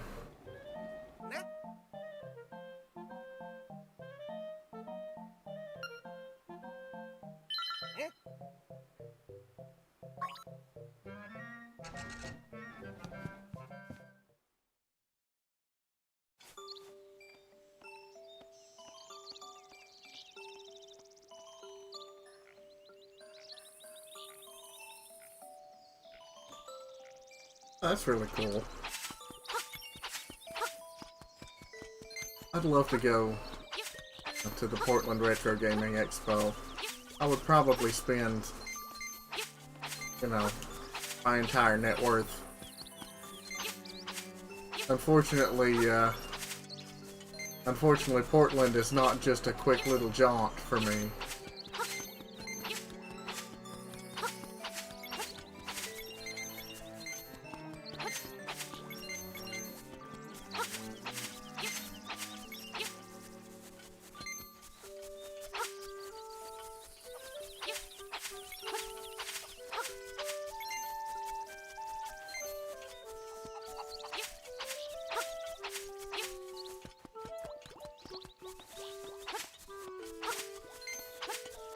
Yeah. I'd like to... Sorry about that.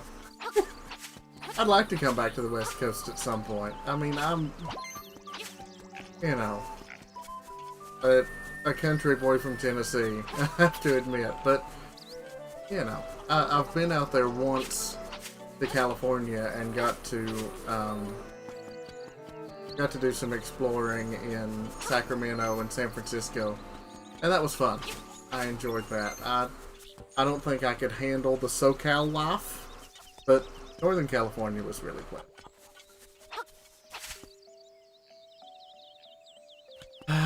Amtrak. I want to take Amtrak more.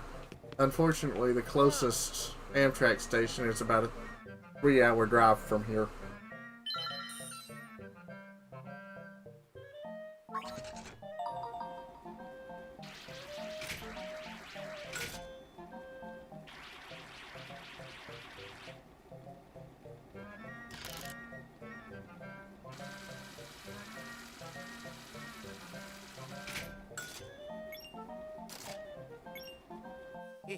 I did get to take Amtrak the couple times that I went to New York City. We drove about 4 hours to an Amtrak station, and then took the remaining 8 or so hours via Amtrak up to Penn Station in New York. That was really nice. I really enjoyed my time in New York. I'm not generally a very urban person, but I love visiting cities, and getting to experience that life. But then I like coming back to my home out in the middle of nowhere.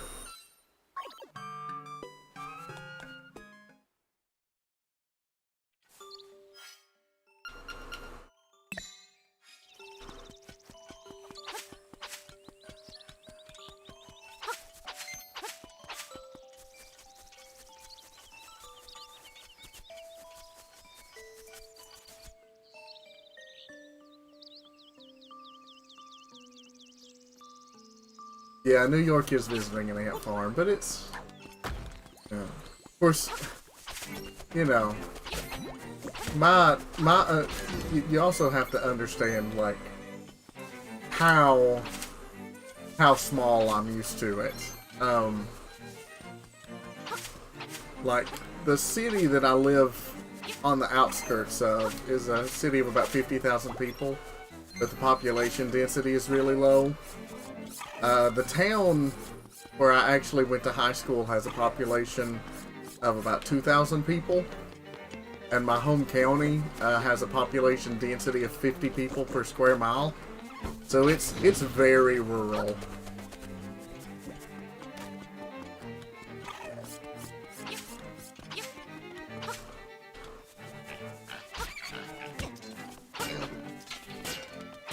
Like, you know...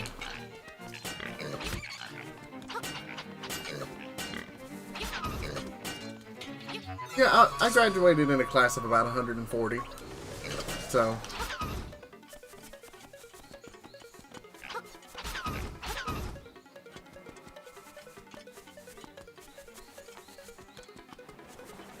Graduated third in my class because some people decided to take the easy home ec courses, but never mind that. Not bitter. Not bitter. Just because I was taking AP Physics and they were taking home ec. I actually dropped out of AP Physics. I couldn't hack it, but I tried. I got kicked out of school in the 3rd grade, which is an interesting story. I always like to tell it like that because it sounds so dramatic. But the fact is that I actually live. My address is Virginia. A lot of people don't realize that Tennessee and Virginia share a border, but they do. It's a very small border, and I live right along it and live on the Virginia side. But there's so little along the Virginia side, and culturally, this area is so much more resonant with Tennessee culture as opposed to like DC Metro. That it's just easier to say I'm from Tennessee, which is not entirely untrue because there's so little infrastructure on the Virginia side that I was in fact born in a Tennessee hospital because there are no hospitals on the Virginia side. But Tennessee has very strict school zoning laws. And even though there was a school 2 miles from where I live on the Tennessee side, the state of Tennessee came out with some revised zoning laws and things when I was in the 3rd grade, and essentially said I either had to move schools to a Virginia school or become a ward of the state. So not the hardest choice there. At least I would like to think that it wasn't the hardest choice for my parents. I mean, maybe they really had to debate that one. I don't know. Yeah.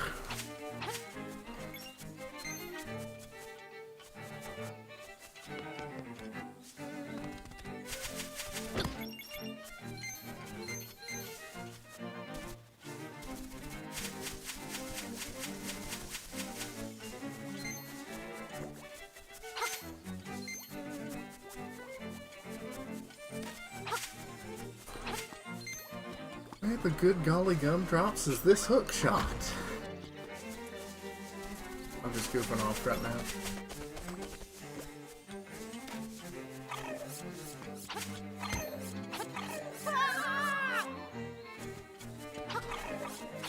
Those things totally aren't nightmare fuel. Nope, nope.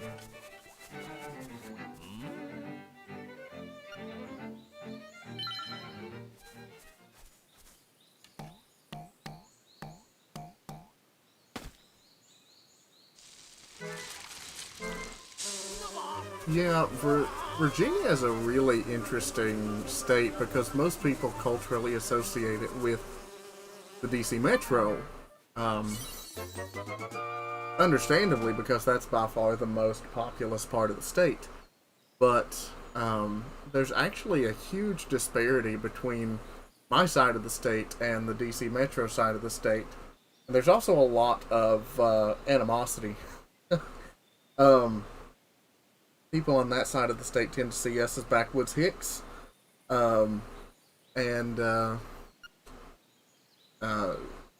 People on this side of the state tend to see people in the DC Metro as uppity rich people.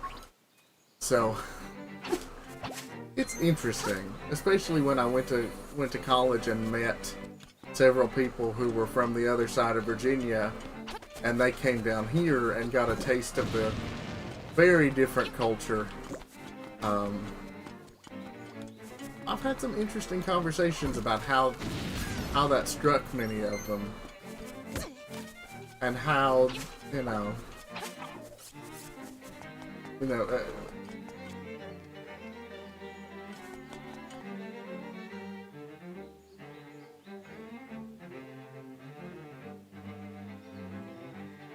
yeah, I would imagine, yeah, you'd have to go to Sebas to get there.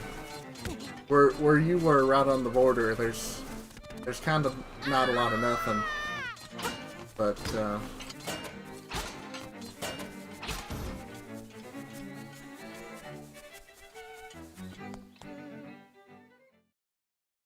yeah. Well, and another thing is that it's so fascinating to me is um, this area that I live in is so culturally distinct, which is another reason why it really stands out from, say, the rest of Virginia, is because this is a melding point between, you know... Oh, absolutely. I think people traveling more and experiencing new cultures and perspectives would absolutely do people a world of good.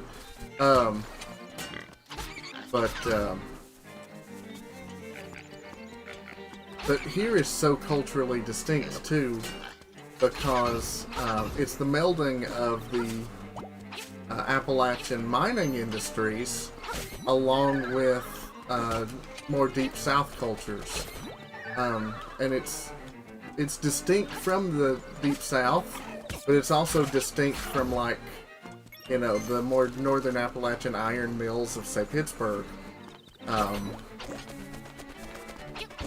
And, you know, a lot of the stigma is that this area is ravaged by poverty, which is true. But the converse of that is that because of our geographic isolation and because of the legacy of poverty in the region, it's allowed, that insularity has allowed the culture to define itself even more strongly. So we have, you know, foods and music and, you know, cultural touchstones here that aren't anywhere else in the world. And, you know, that's been something that's been really valuable to me, especially going to school where I did, which, you know, has unfortunately gone the way of way too many schools and is now just trying to stay afloat. But when I was there, really asserted, you know, the vitality and the unique aspects of the regional culture. And so I really grew to appreciate those things so much. But, you know, so some people might hear my, you know, distinctive Tennessee accent and think that it sounds, you know, uneducated or whatever stereotype you want to assert. But I tend to see it more as a point of personal pride because it roots me to a region and a culture and an identity.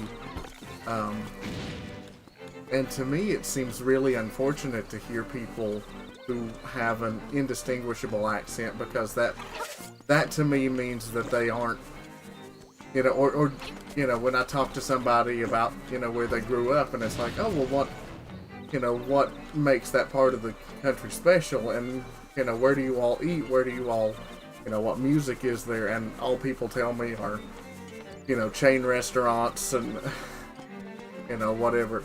To me, that's sad, and maybe that's kind of judgmental. I don't mean it that way, but it's like, you know, the American wasteland is kind of what that's indicative of to me, and it's sad to think that people don't feel personally rooted and connected in the identity of a place. And I think, yeah, I think that's, you know, sad sounds really pedantic and, you know, patronizing, and that's not how I mean it. You know, it's not that I'm trying to be personally judgmental about something like that, but it is, you know, it is unfortunate in my mind, because it's like, well, is there, you know, is it just, you know, an experiential thing, or is there really an aspect of these, you know, or is it really true that these places don't have something that sets it so much apart? These are questions that fascinate me personally,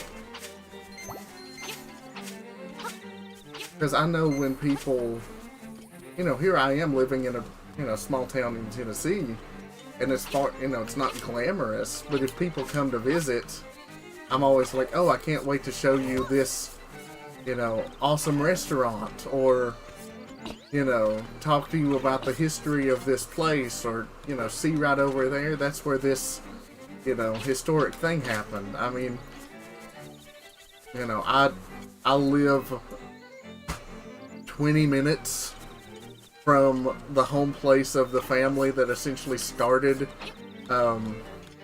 country music, and 20 minutes in another direction is where the studio where they recorded their music was, and literally invented the genre. Like, to me, that's interesting. Even if you hate country music, just that history is interesting. I have no idea where I'm going, by the way.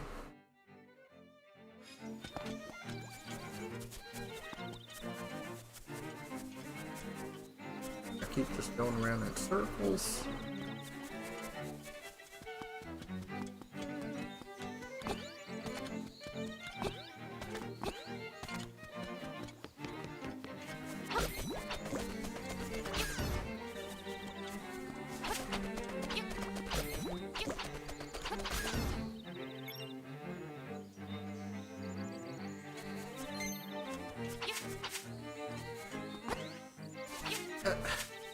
That seems to be a common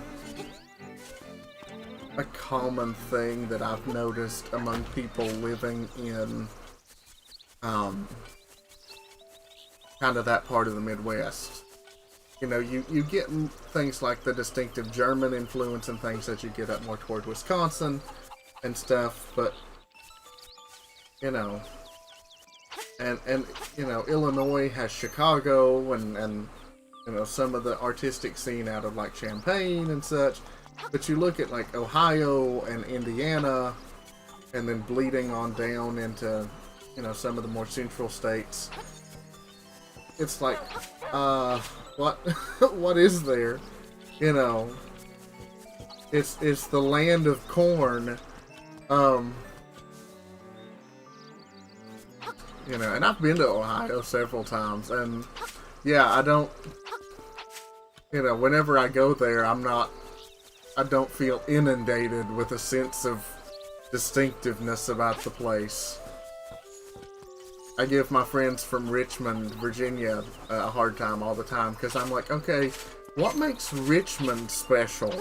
Where do you all eat in Richmond? Because again, I've been there many times, and I'm like, this feels like if you looked up the word city in a dictionary, the most generic definition of a city I can think of.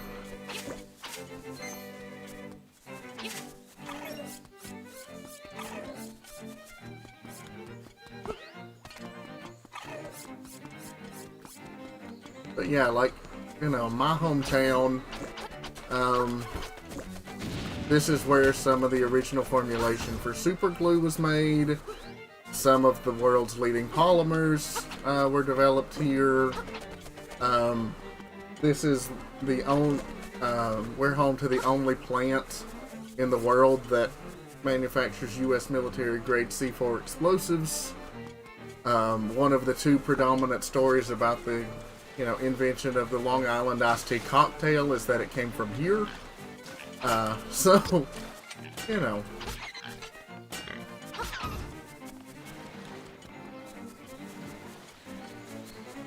If nothing else, it's fun to talk about at parties.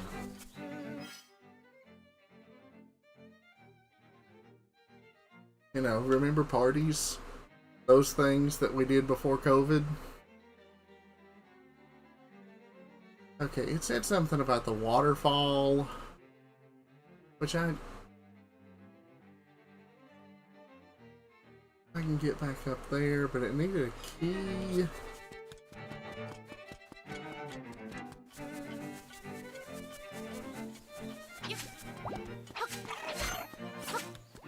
And please don't take any of my absent-minded musings as offensive. I don't mean any of it as offensive or hurtful or derogatory toward, you know, a place or a place that, you know, or anything that you identify as part of your identity. Like, that is so not what I mean by that.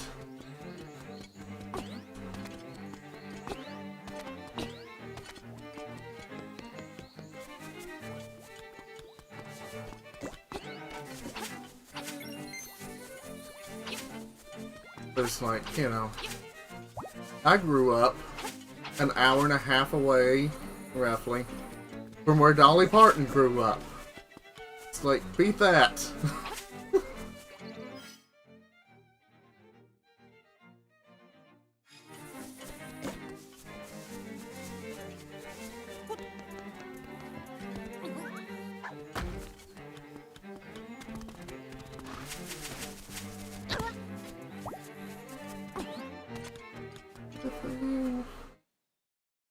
Need to go through. Aha.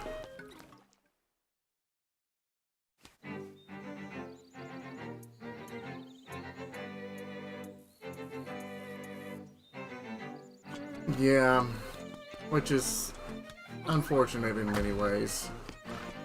I think it's also true of many small towns.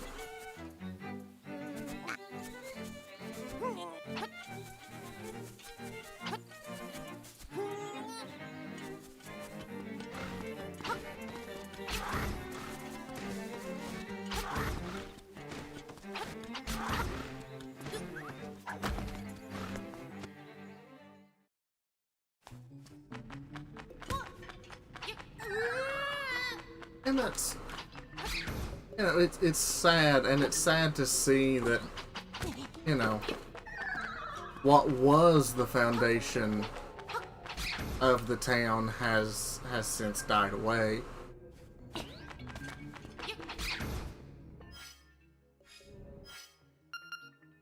But you know, this is where, you know, fuck is me. How many bombs right now, though?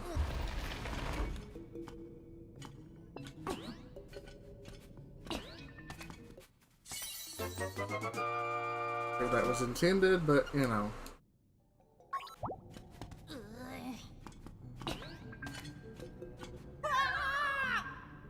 But, you know, then again, there's also something to be said about not making the, you know, whole identity of a place rooted in its, you know, economic productivity.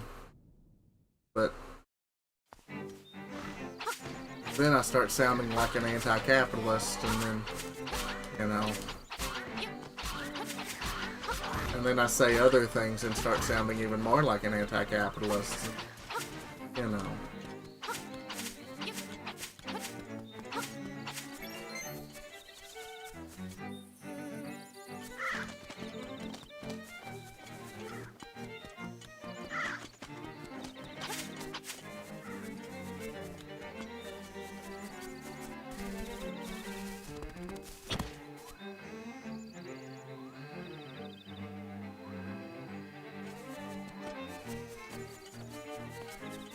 Like, in the same town?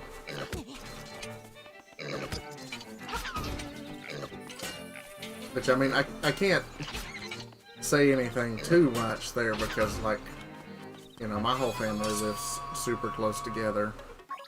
Because nobody ever really left.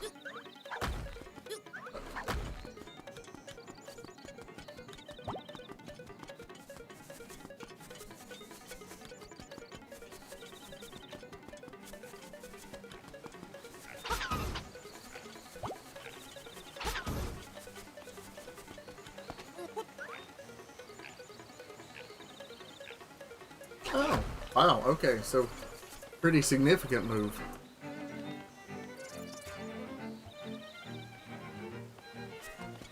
See, that's interesting. That's a cool touchstone of what the place used to be. And to think that something, you know, as unique as that is lost.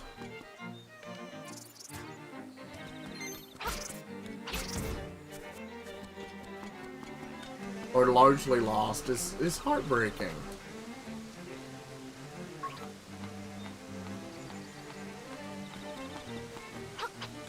But I'm curious to hear your experience at this museum.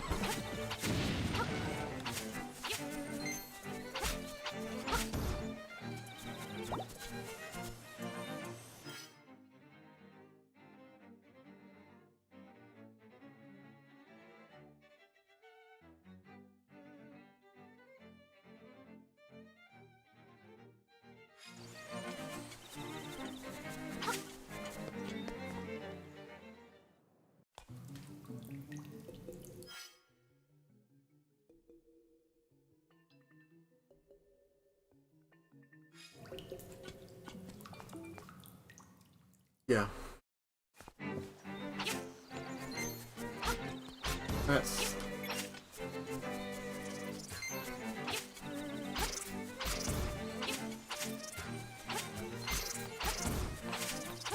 that kind of thing just makes me sad.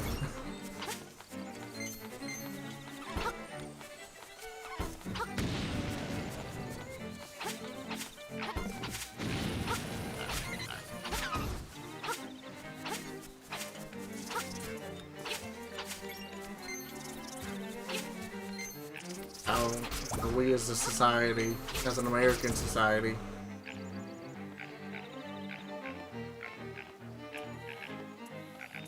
yeah, you can't build it on not just one economy, but one on economy really, period. Like, if you're going to have, you know, culture be a major part of the identity of the place, then it needs to really be culture for culture's sake. You know, like in a place like that, yeah, maybe it grew, you know, into a major pottery area because of the economic prosperity, but then it's just sad to see something like that completely dry up.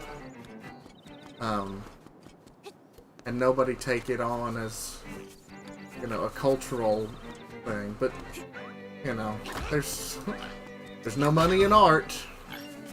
Grumble, grumble, grumble. Grumble, grumble.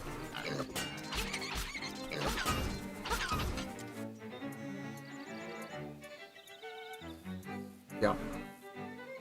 Yeah, exactly.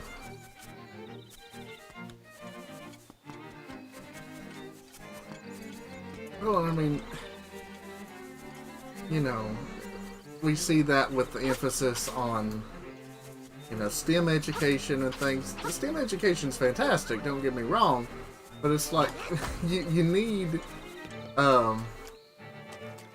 the humanities, because those, you know, it's called,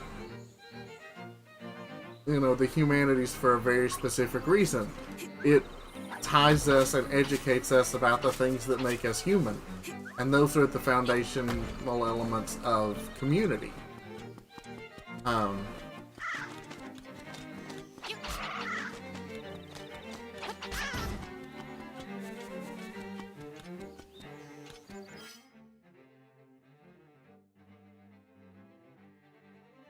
Where on earth I go?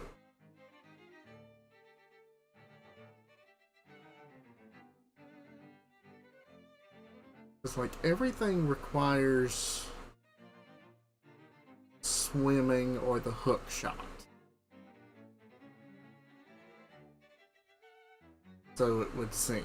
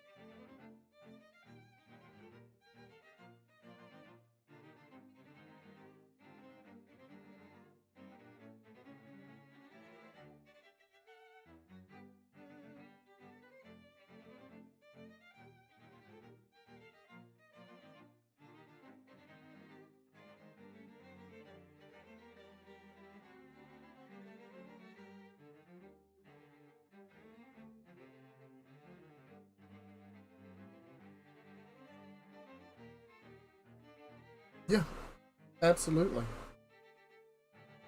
And you know, that was one of the things that I found really interesting, and developed a really strong opinion on regarding, you know, the value of humanities. Is in school I pursued 2 degrees simultaneously, one in mathematics and one in religion. And so many people think, well, that's a bizarre combination. How on earth does that relate? But what I found out was that you know, the logical processes that drive hard sciences, you know, are also akin in many ways to the constructs that form the basis of religion, because you can sort of see religion as a science of metaphysics. It's an ideological and philosophical quote unquote science of things that fall outside the purview of empirical science. And so those sort of ideas and logical reasoning cross over more than you might think. And so it really taught me that, you know, STEM by itself, without any grounding in the human aspects and how these concepts relate to the human condition, is very stark. It's kind of cold. And I find that troubling.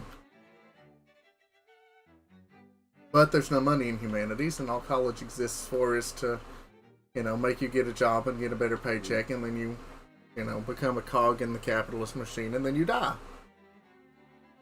/S.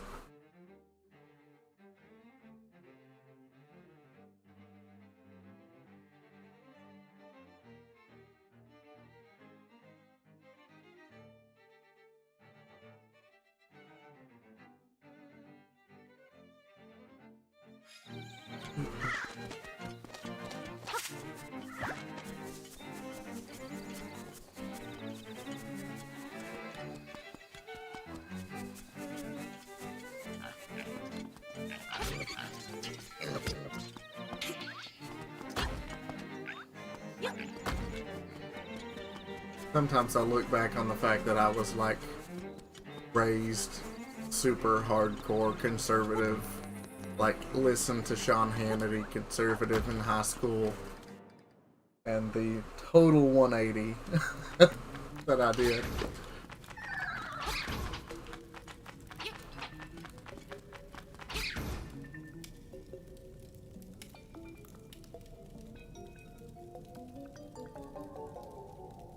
That's really cool. I went to school with someone who double majored, a few people actually, who double majored in art and math.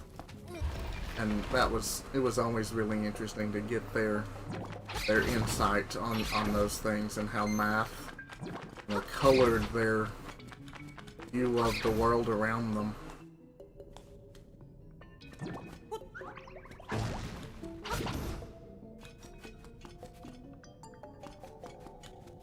Okay.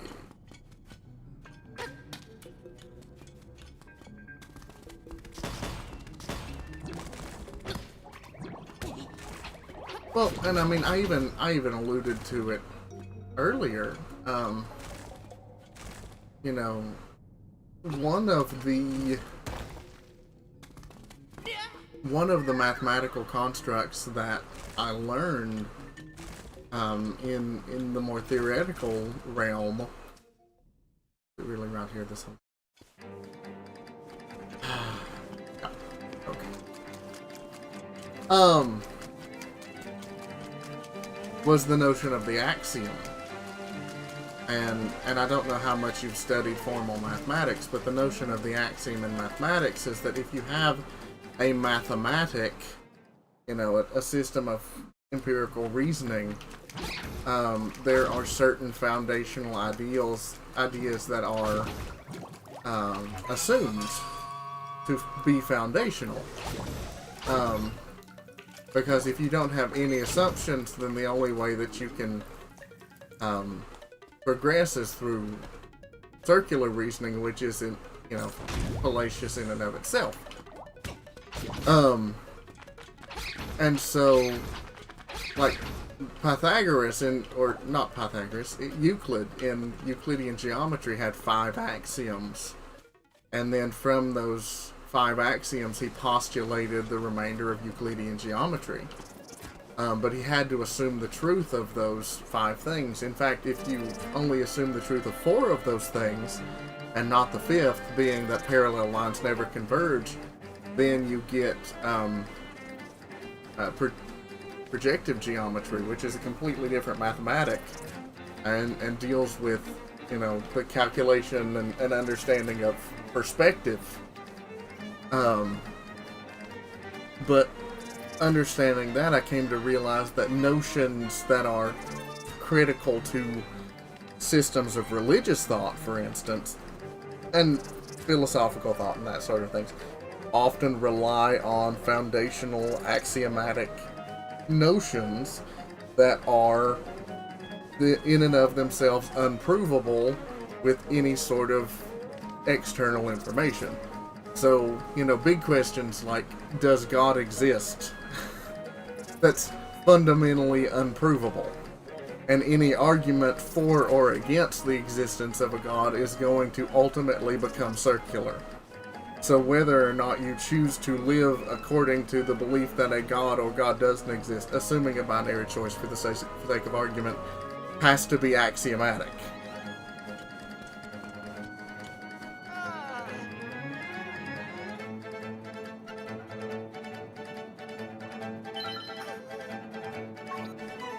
I meant to hit yes.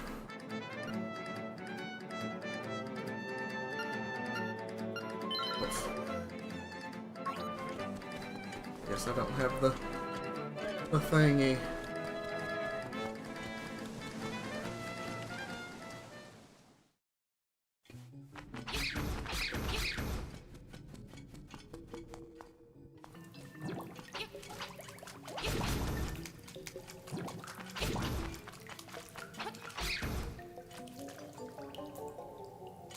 Yeah.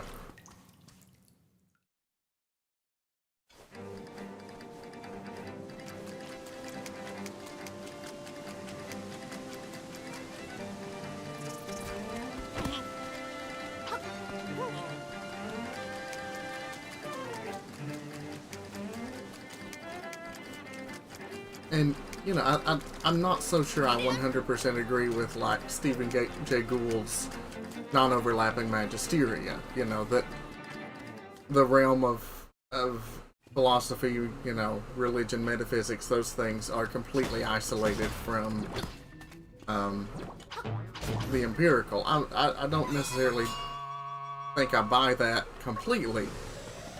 But as a means of proof, yeah, I think that that's probably valid.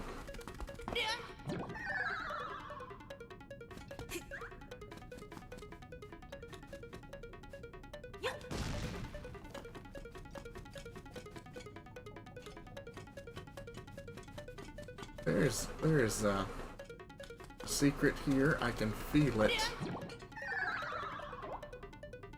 And I don't know what to do about it.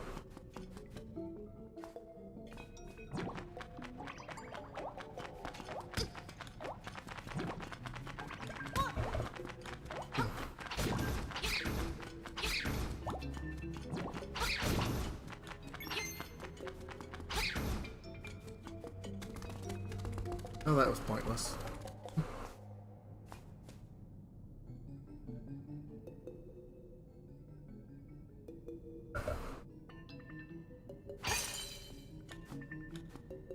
Yeah, it's a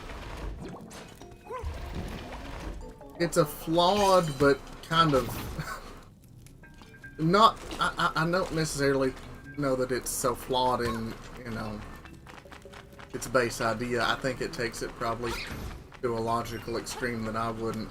But it's basically just the notion that science and religion are totally unrelated. They try to answer questions that are not in the purview of the other, and thus to say that there's a conflict between science and religion is a fallacy, because, you know, they would never touch, much less conflict.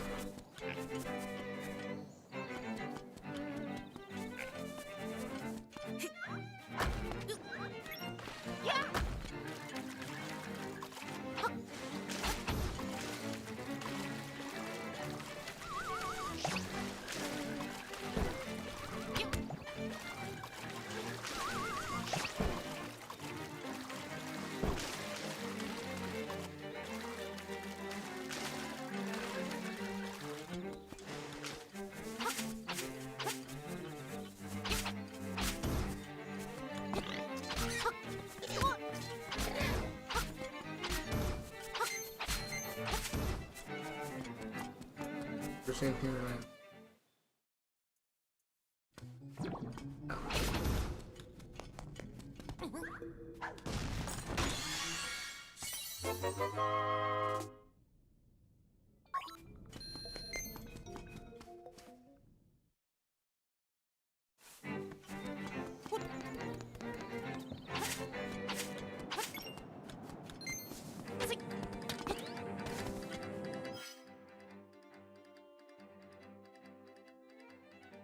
Down there.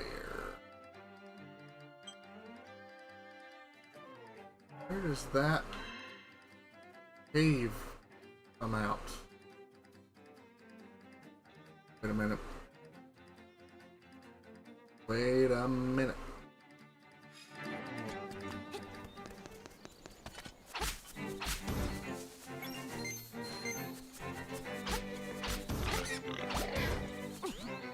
Something really obvious. Probably knowing me.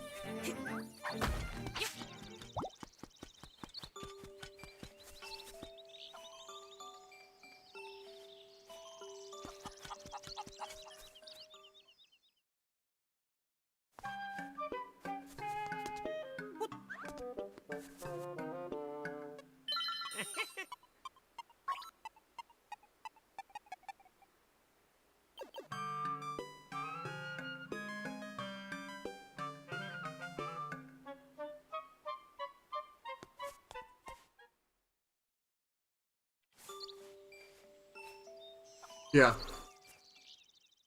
That is pretty cool. Instead of like the old school, like it just being tile based. It just goes one tile.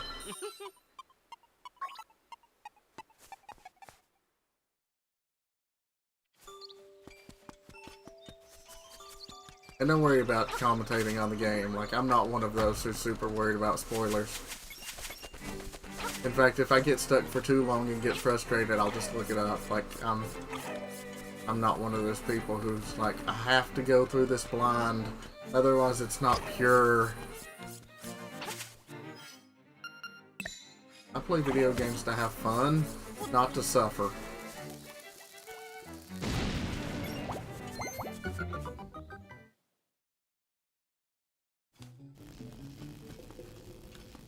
Okay.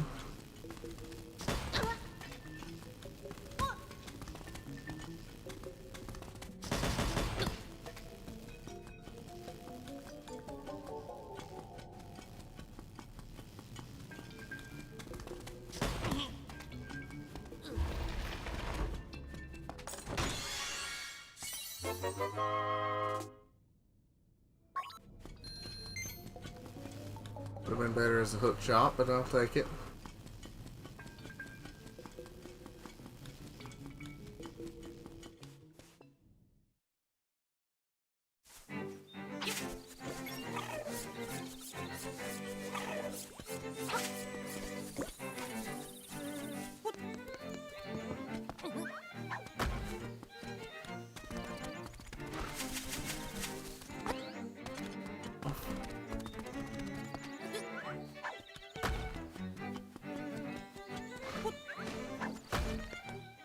Whatever's in this. Obviously, blow-upable rock. Blow-upable, that's a technical term. I hope I didn't lose you.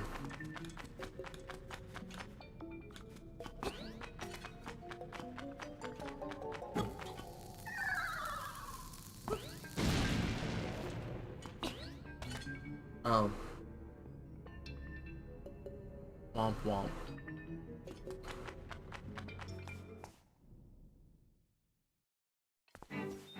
Guess that was how you were supposed to solve that puzzle and not just abuse the physics of the game.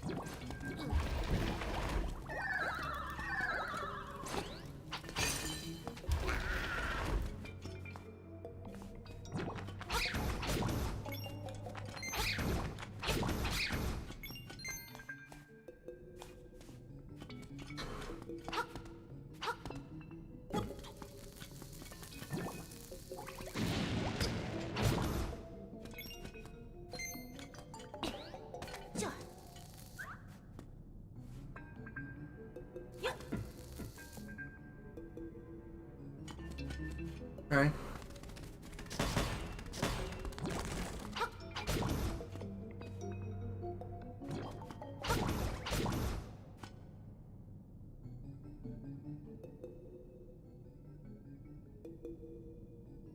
The fact that there's a gap right here makes me think something. What? I don't even know at this point.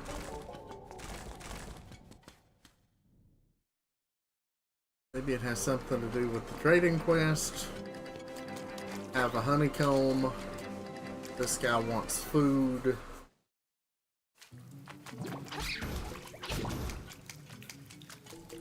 What can I trade a honeycomb for?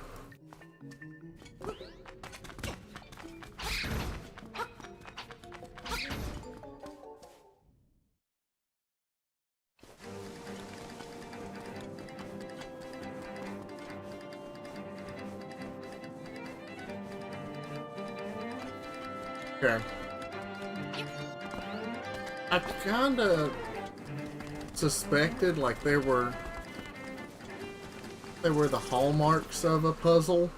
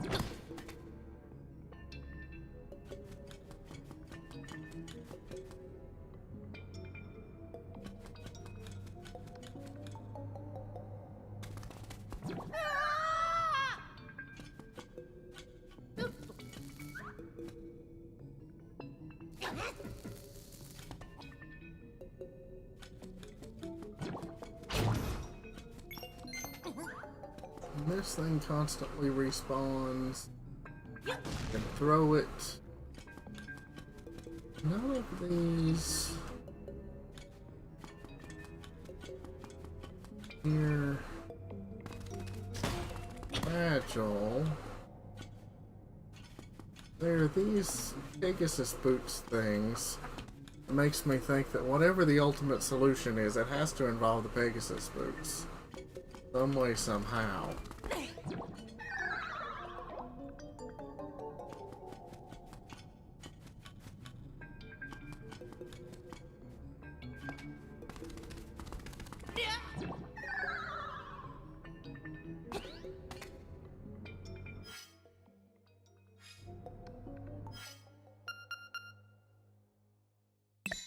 Like something with the shovel in here.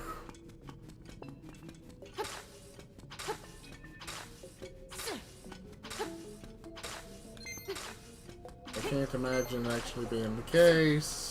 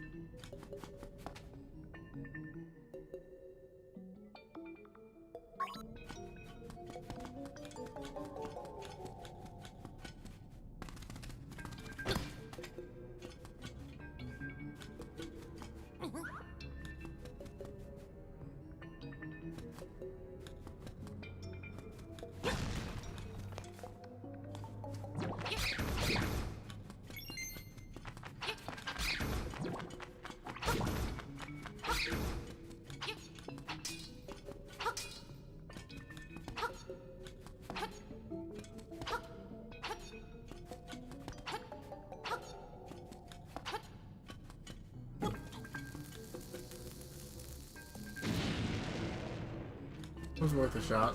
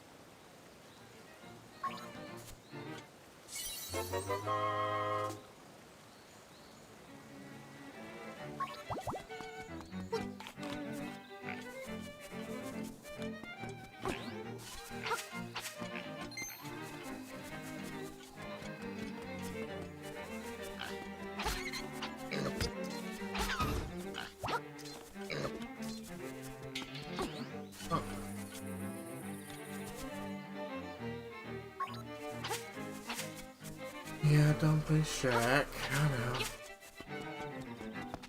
Aren't many NPCs around.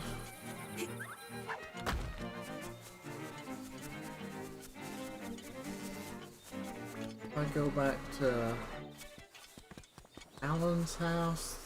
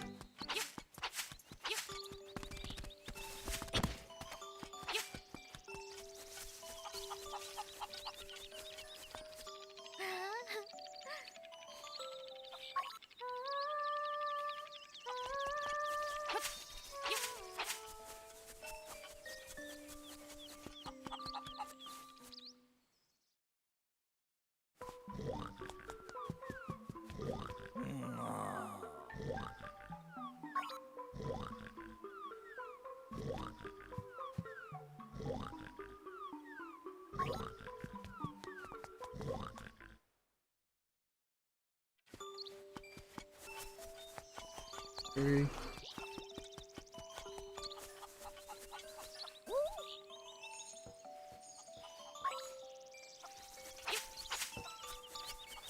Okay, so you need a broom. I assume is some part of the Dragon Quest.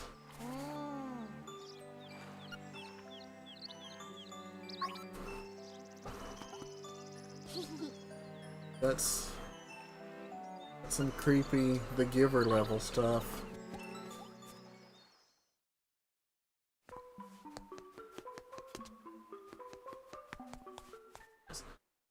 We finally have Pegasus wisdom. Okay.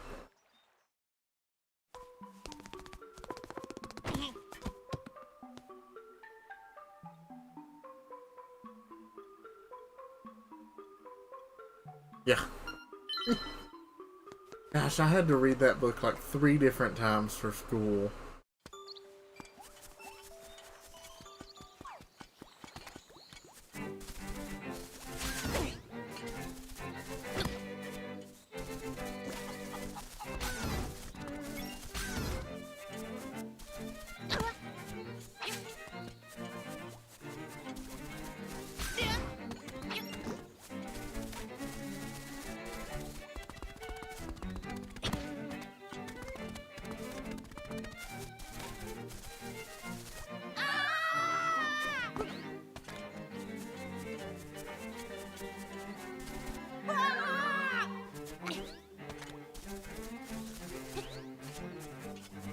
Yeah, I noticed that. I never heard anybody say if it was... Yeah, I mean, it's... I mean, to be fair, it was an okay book, but it was also kind of like, you know, baby's first dystopia in a way. That probably sounds awful, but...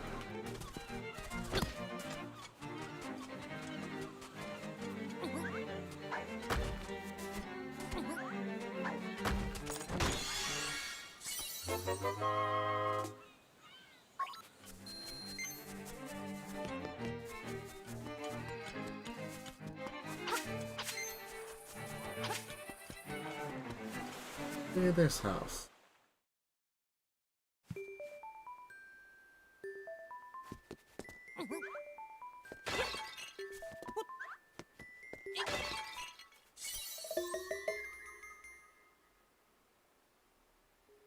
have a feeling that there's more to this house than just a seashell. Got the flag.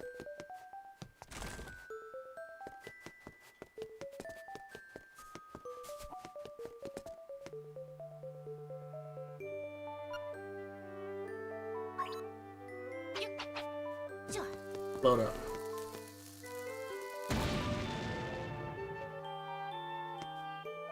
Womp womp.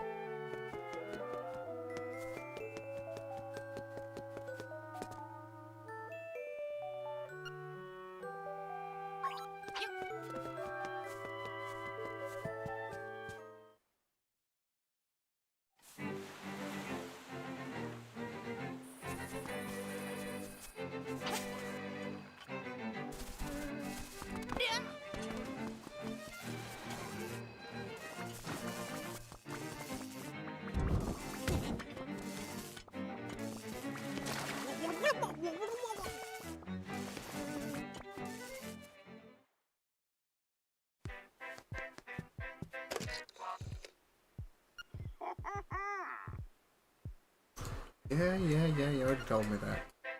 I even know where the angler key goes.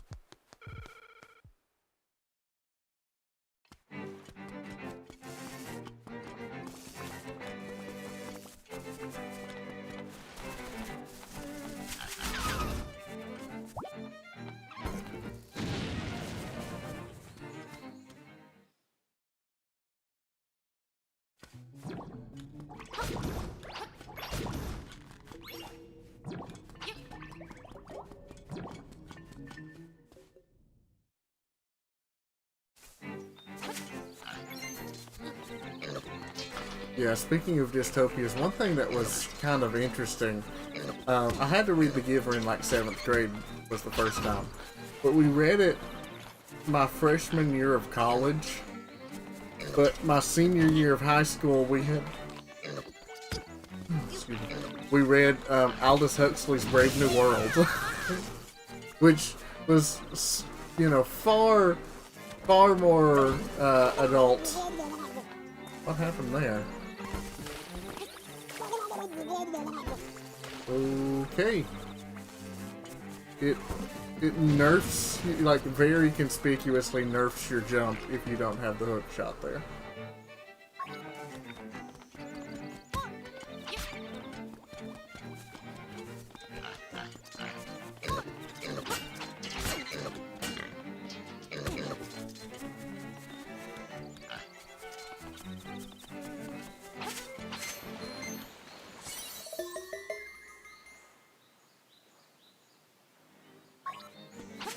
Brave New World's interesting. One of the, I don't know if you've read it, but one of the main themes of the book is, that the dystopia is, very sexually hedonistic, and they teach, sexual hedonism to their, like, very small children. So, there are some mature parts.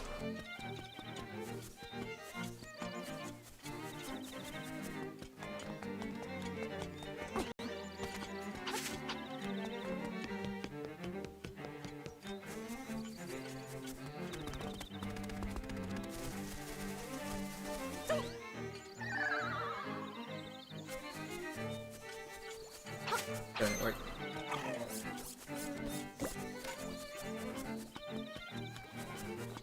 I recommend it. It's intriguing. I don't know that I'd put it on the level of something like 1984, but it's good. Of course, I'm, you know, awful, and I'm not a huge fan of Fahrenheit 451, so I would probably put it above that. And that's as a Bradbury fan. I read Something Wicked This Way Comes in high school and loved that book. I've, you know, read it multiple times. And I think that that's a much better book than Fahrenheit 451. Like, I get the point of Fahrenheit 451, but looking back now, it seems a little... I don't want to say unoriginal, because so many of the ideas are started there, but it's not as impactful. I mean, its message is still timeless, but just, you know, some of the notions, yeah, a little trite, at least in retrospect. I think it kind of suffers from the same thing that, like, a Citizen Kane does, that, you know, what once was really original is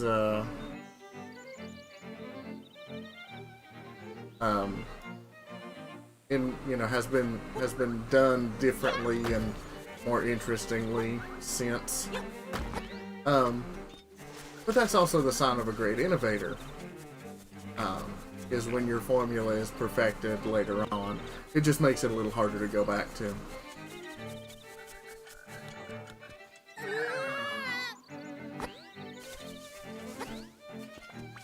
Okay. We're doing this walkthrough time, huh?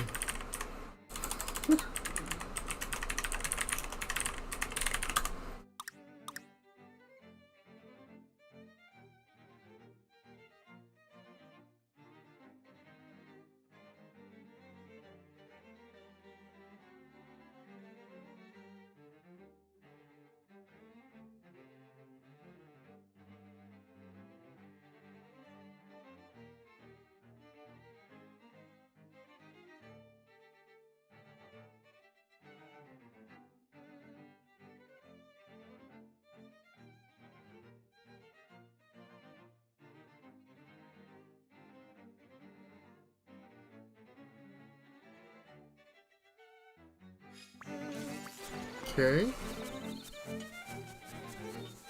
I thought I had been there.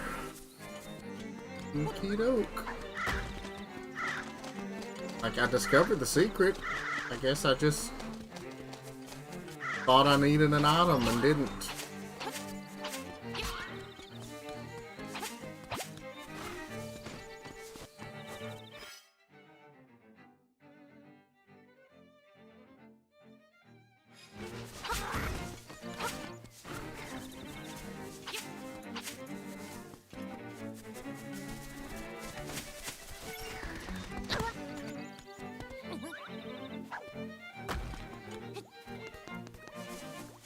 Yes, we are. maybe that's a good sign that, you know, I need to go to bed soon. It is after 11 p.m. on this coast, but tomorrow's Friday. It's fine.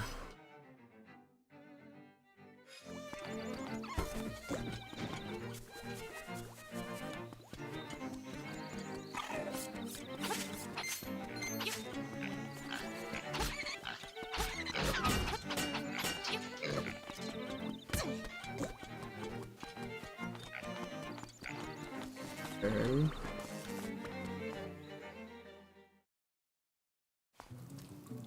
It's whatever. Oh, I see. Okay. So this is where I was supposed to go, but I saw all the water and thought that it just ended, but no, it's a progressible path. Okay. Womp womp. Okay.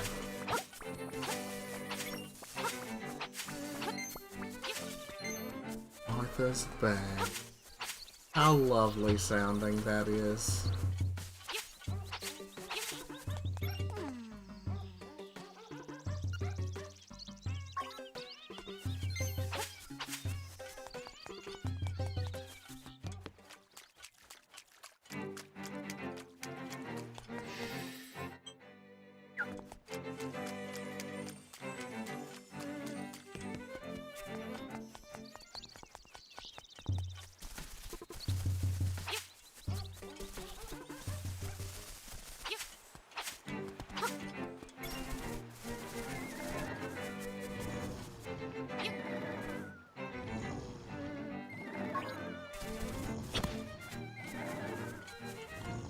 Okay, entrance to Yarna Desert. Alright, so this requires Marin somehow. And monsters, and oh, a bombable wall, okay.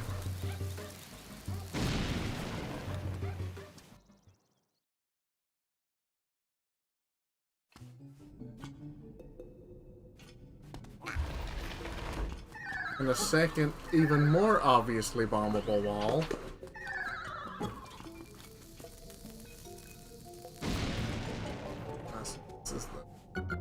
Oh, okay.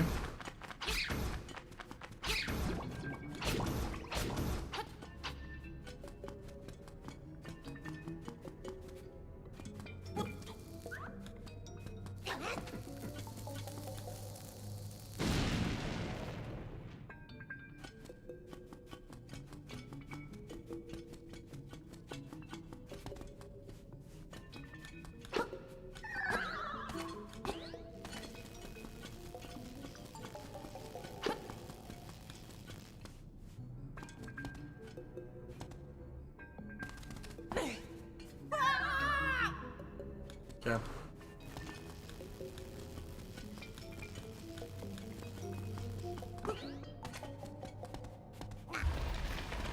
The game is now just taunting me about the fact that I don't have a hook shot.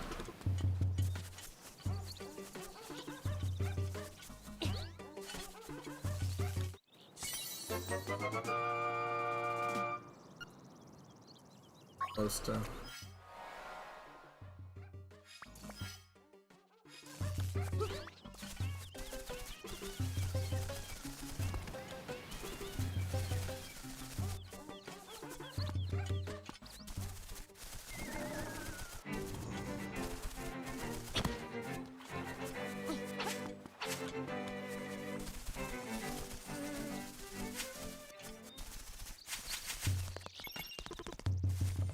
I can go tell Marin that her precious creatures need her.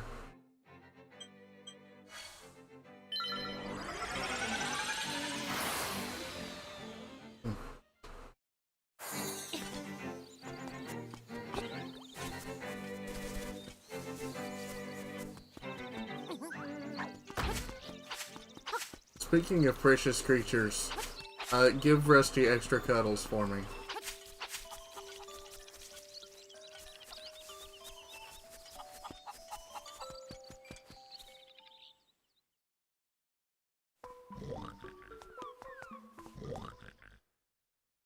Dang it, girl, you spent the entire game standing in the same spot, and then when I need you, you're gone.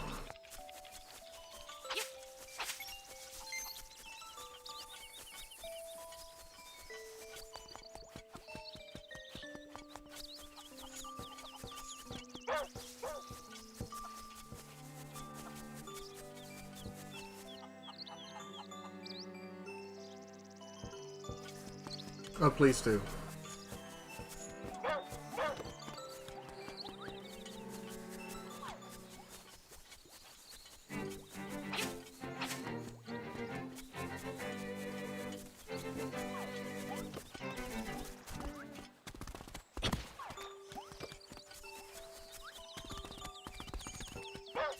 How old is Rusty?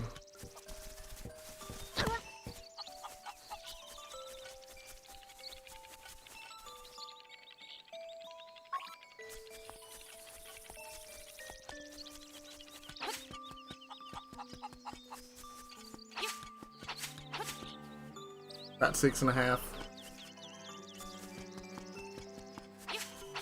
We had a black lab.